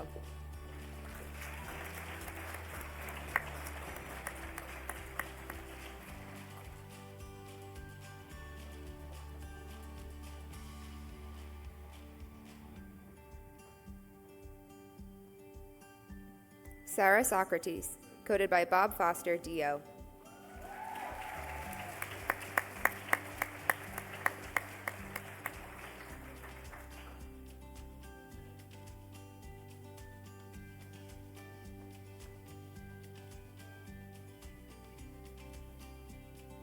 Jacob Solanki, coded by Bob Foster, DO.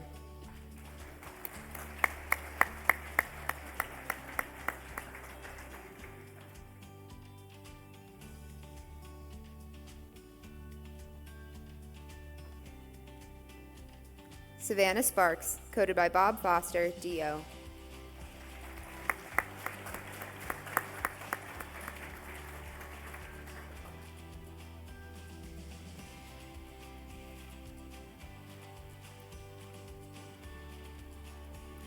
Alice Stella, coded by Arthur Rubin, DO.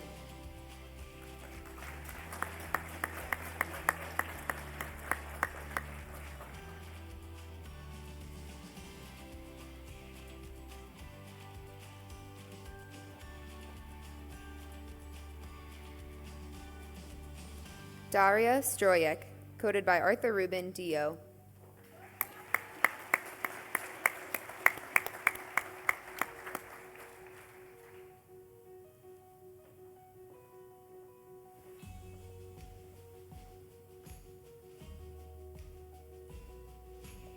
Mohammed Suleiman, coded by Arthur Rubin, DO.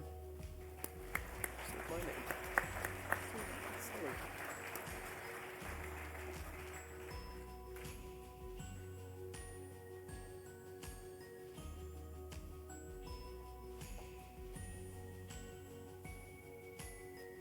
Caitlin Sullivan, coded by Arthur Rubin, DO.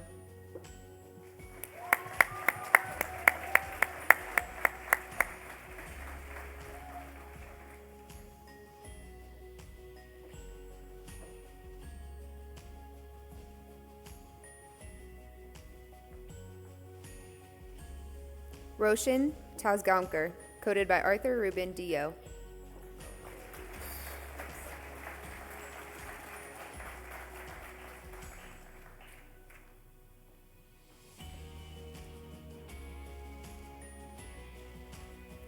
Michelle Taubman, coded by Victoria Schumann Dio.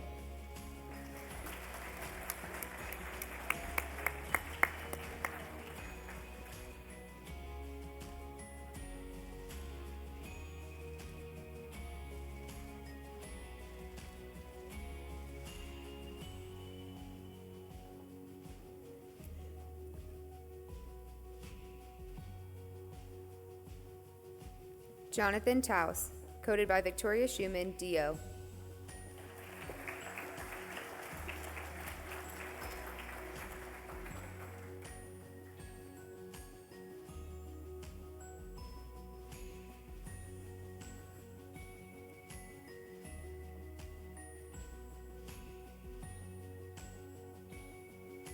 Jacob Teep, coded by Victoria Schumann Dio.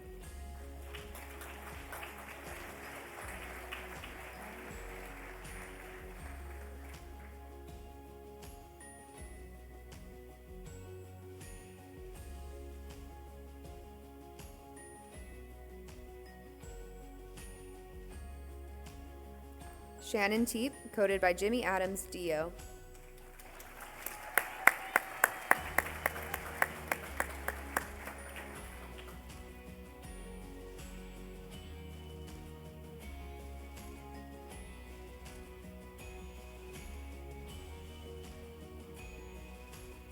John Thomas, coded by Jimmy Adams Dio.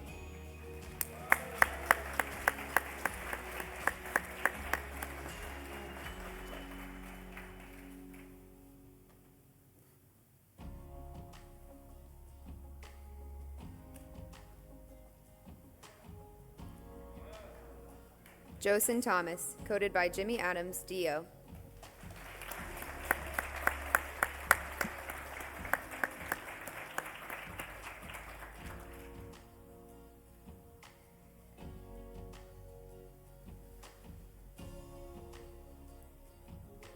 Luther Tony, coded by Jimmy Adams Dio.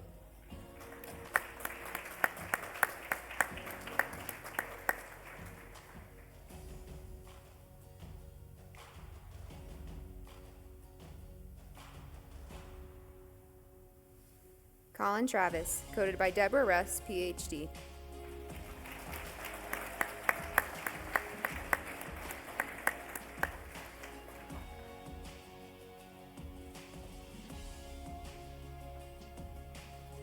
Jared Triplehorn, coded by Deborah Russ, PhD.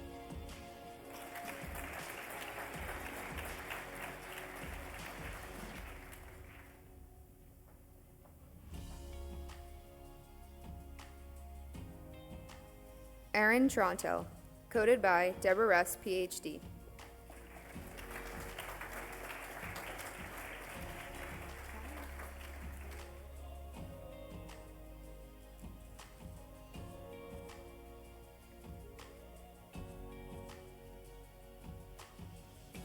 Kayla Underwood, coded by Deborah Russ, PhD.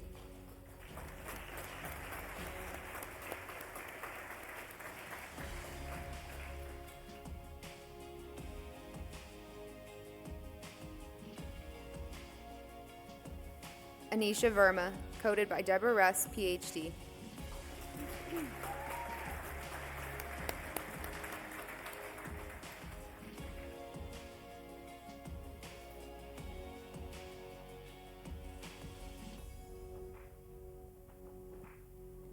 Kunal Vij, coded by PK Kryachik, MD.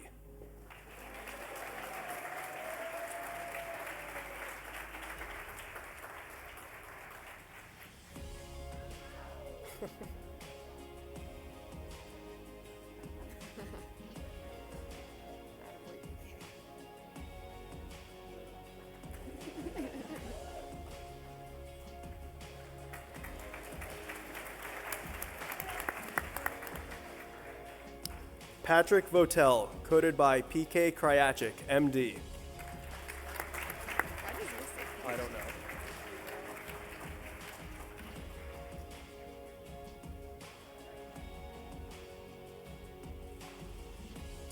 Cassie Wagner, coded by PK Kryachik, MD.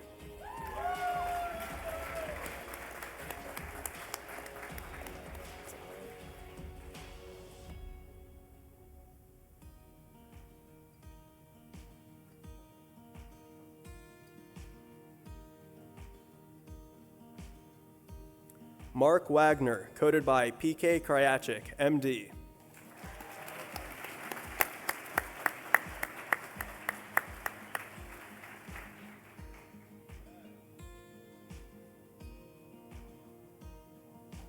Leo Wan, coded by PK Kryachik, MD.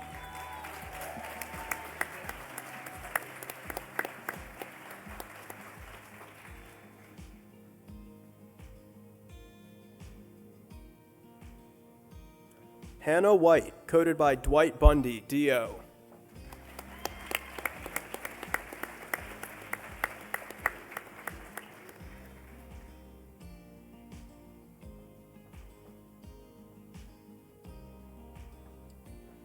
Rachel Wilson, coded by Dwight Bundy, DO.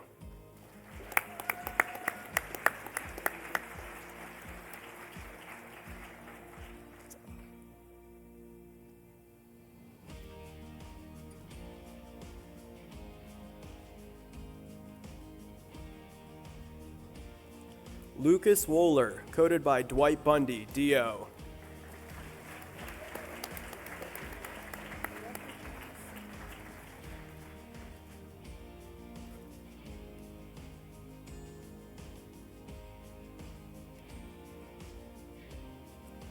Sierra Wright, coded by Chris Wood, DO.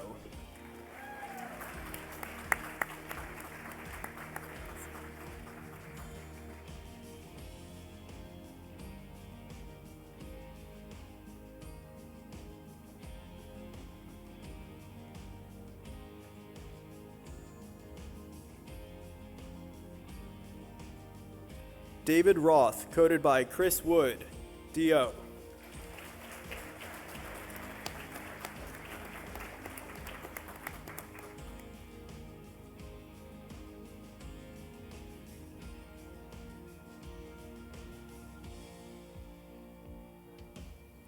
Colin Wyatt, coded by Chris Wood, DO.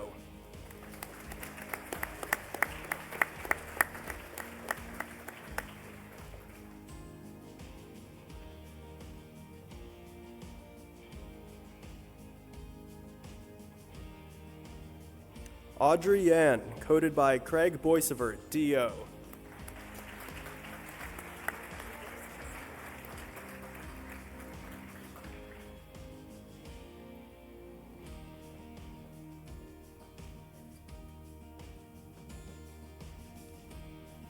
Rumla Zaman, coded by Craig Boisevert, DO.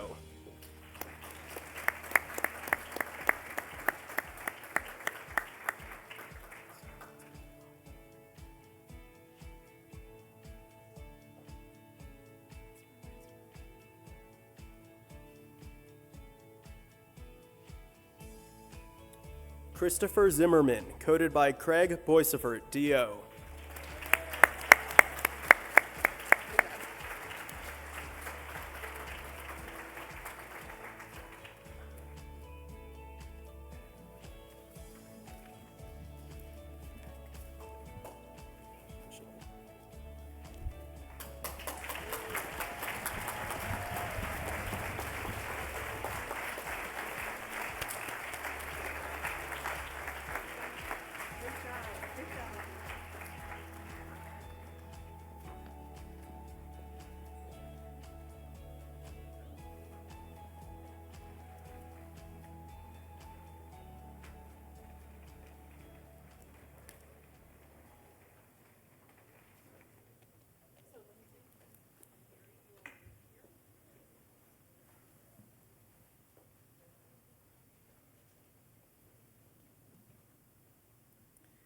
Good morning and welcome.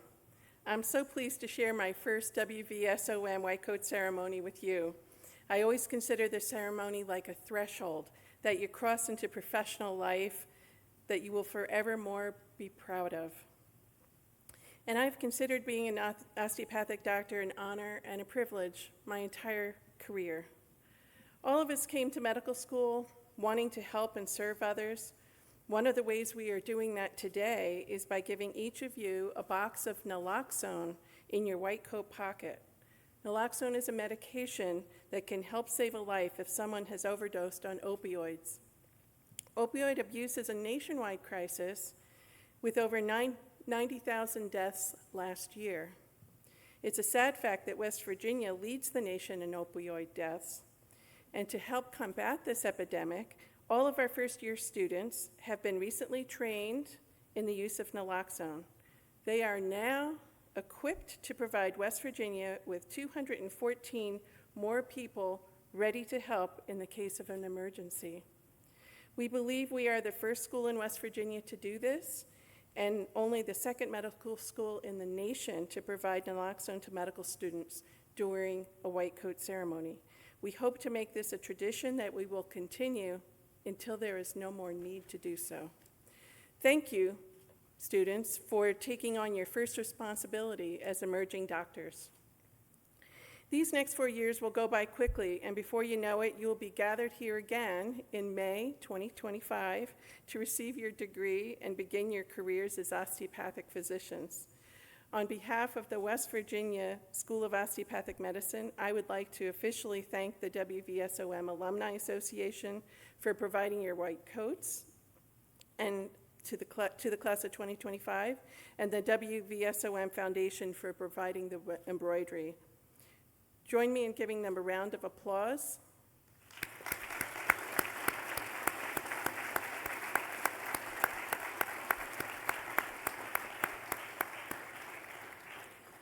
I also want to give another thanks to the officers of our Student Government Association, as well as the other student leaders, faculty, and staff, whom without we could not have this ceremony.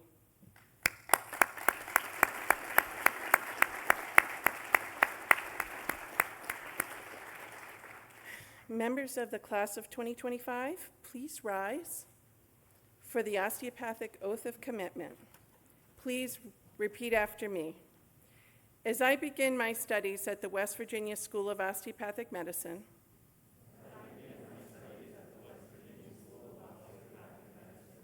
I commit myself to a life of learning, compassion, and service.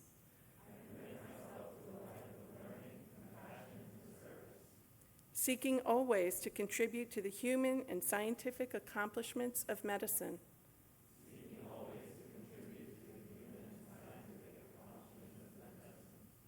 I will accept the responsibilities and privileges accorded with a student physician with humility.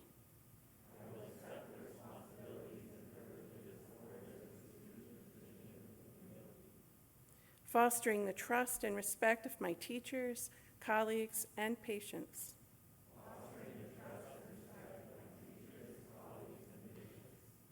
I will address ethical and moral issues openly and honestly, no matter how difficult they may be.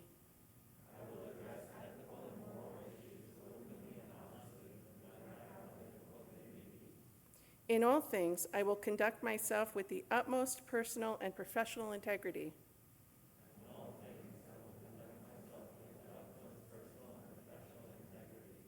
Knowing that I will be looked to for leadership in the community.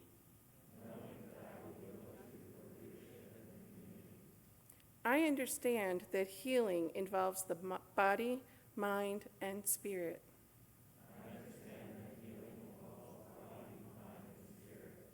And I will continually strive to become a physician who integrates all aspects of a patient's life into their care.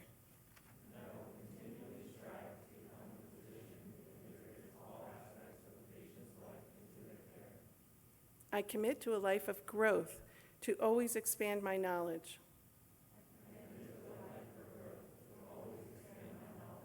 And to strengthen my understanding of human health and behavior.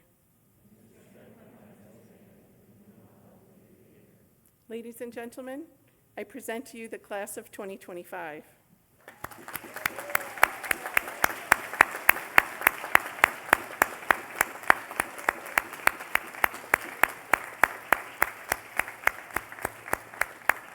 You can be seated. I look forward to getting to know you and work with you over the next 4 years that you're in school. And as I said at orientation, because you're my inaugural class here at WVSOM, we're going to go through this together. And so your class will always be special to me. Following the ceremony, family and friends are invited to tour our campus and pick up a dessert box as you exit your individual venues. Students, please remain in your seats until the stage party and the faculty have processed out. And this concludes our ceremony. And congratulations to the class of 2025. Start the music, please.